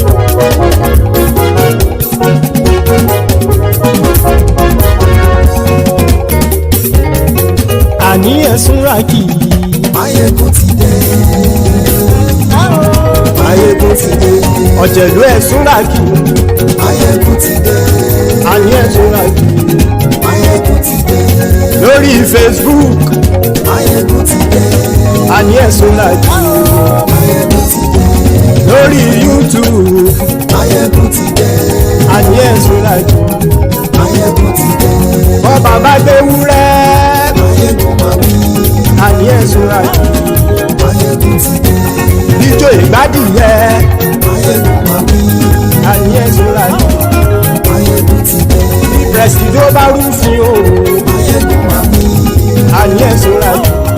Maiyegun ti dé. bí gómìnà kówó jẹ. Maiyegun máa wí. àní ẹ̀sùn ràkì. Maiyegun ti dé. ọlọ́pàá tí ń darí bá. Maiyegun máa wí. àní ẹ̀sùn ràkì. Maiyegun ti dé. aṣòfin tí ń rúfin o. Maiyegun máa wí. àní ẹ̀sùn ràkì. Maiyegun ti dé. òkúra olóṣèlú. Maiyegun máa wí. àní ẹ̀sùn ràkì. Maiyegun ti dé. ọ̀jẹ̀lú ẹ̀sùn ràkì. Maiyegun ti dé. àní ẹ̀sùn ràkì. Maiyegun ti dé.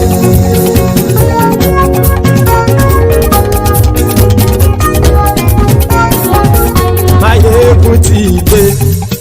gbogbo ọ̀jẹ̀lú ẹ̀sùn ràkì. Maiyegun ti dé.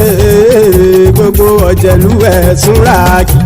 ṣùgbọ́n ní bá ti ṣe èyí tó yẹ kí wọ́n ṣe ọmọ bá dèrò ní fi wọ́n níran o. Maiyegun ti dé. gbogbo ọ̀jẹ̀lú ẹ̀sùn ràkì. Maiyegun ti dé. gbogbo ọ̀jẹ̀lú ẹ̀sùn ràkì. ṣùgbọ́n ní bá ti ṣe èyí tó yẹ kí wọ́n ṣe ọmọ bá dèrò ní fi wọ́n níran. wọ́n fowó bẹ́ẹ̀ o Maiyegun ó sọ pé wọ́n ò fẹ́ bẹ́ẹ̀. wọ́n fowó bẹ́ẹ̀ Maiyegun ó sọ pé wọ́n ò fẹ́ bẹ́ẹ̀. oníkan ṣáàtì ṣe èyí tó yẹ kí wọ́n ṣe fáwọn ará ìlú tó gbé wọn débẹ̀ o. ayé Maiyegun ti dé. gbogbo ọ̀jẹ̀lú ẹ̀sùn ràkì. Maiyegun ti dé. gbogbo ọ̀jẹ̀lú ẹ̀sùn ràkì. ṣùgbọ́n ní bá ti ṣe yìí tó yẹ kí wọ́n ṣe ọmọ bá dẹ́rọ̀ òní fi wọ́n níran. kì máa yí ṣeré ọ̀rọ̀ yìí kì í ṣẹ̀fẹ̀. kì máa yí ṣeré ọ̀rọ̀ yìí kì í ṣẹ̀fẹ̀. ẹni bá ti lè lẹ́bọ̀ lẹ́rù o ọmọ bá dèrò kàṣàyè tú wọn síta. Maiyegun ti dé. gbogbo ọ̀jẹ̀lú ẹ̀sùn ràkì. Maiyegun ti dé. gbogbo ọ̀jẹ̀lú ẹ̀sùn ràkì. ṣùgbọ́n ní bá ti ṣe yìí tó yẹ kí wọ́n ṣe ọmọ bá dẹ́rọ̀ òní fi wọ́n níran. tẹnitẹni ọmọ Maiyegun ọ̀rẹ́ ara.